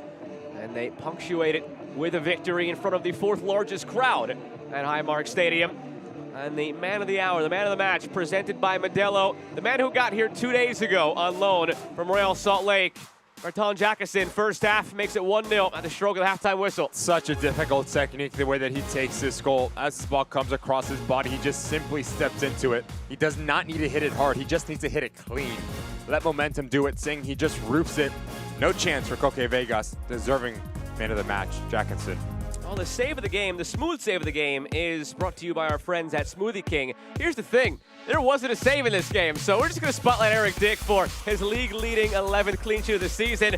Didn't have to make a save tonight, but the save of the game, if there was one, it was brought to you by Smoothie King, a testament to the defensive efforts overall of Pittsburgh. I thought he was really good at just reading the flight of the ball time after time, stepping off his line, and Eric Dick, clean sheet for him, clean sheet for the back line for the Riverhounds. I'll come back in just a moment to wrap things up from Highmark Stadium. A massive win for the Riverhounds, only the 2nd loss since mid-June for Rhode Island. It'll be a long trip home for them tonight. Back in a moment from Highmark.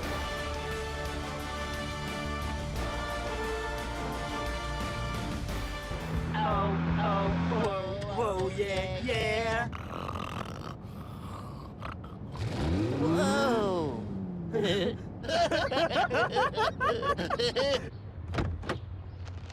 Nice. A little salt, a little sweet. And a little scratch.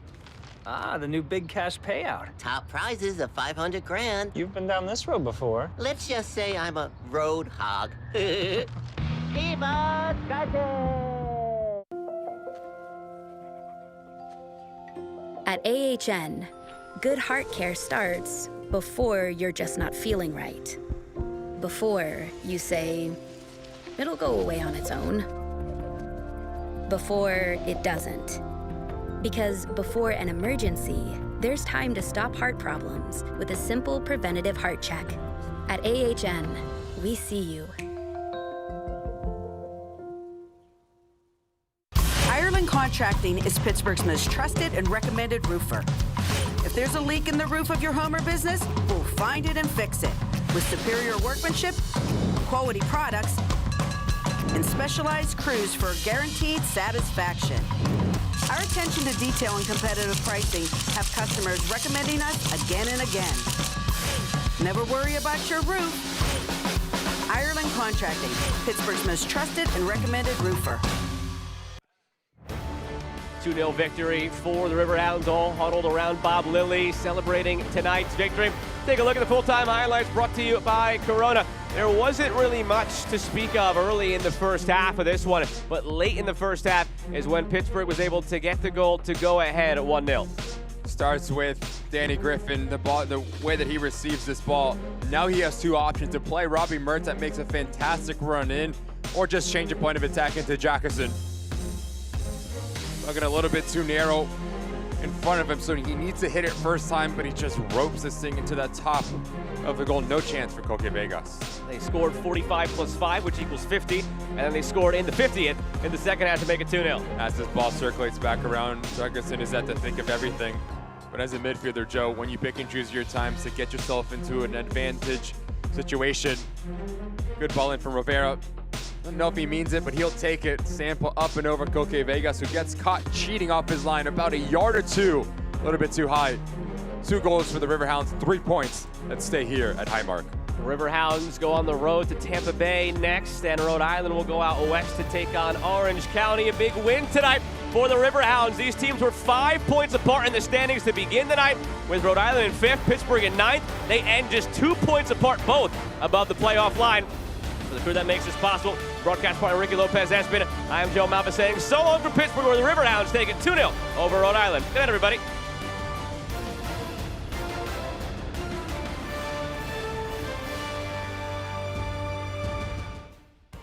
This copyrighted telecast of the United Soccer League Championship cannot be retransmitted, rebroadcast, or reproduced without the expressed written consent of the United Soccer League Championship.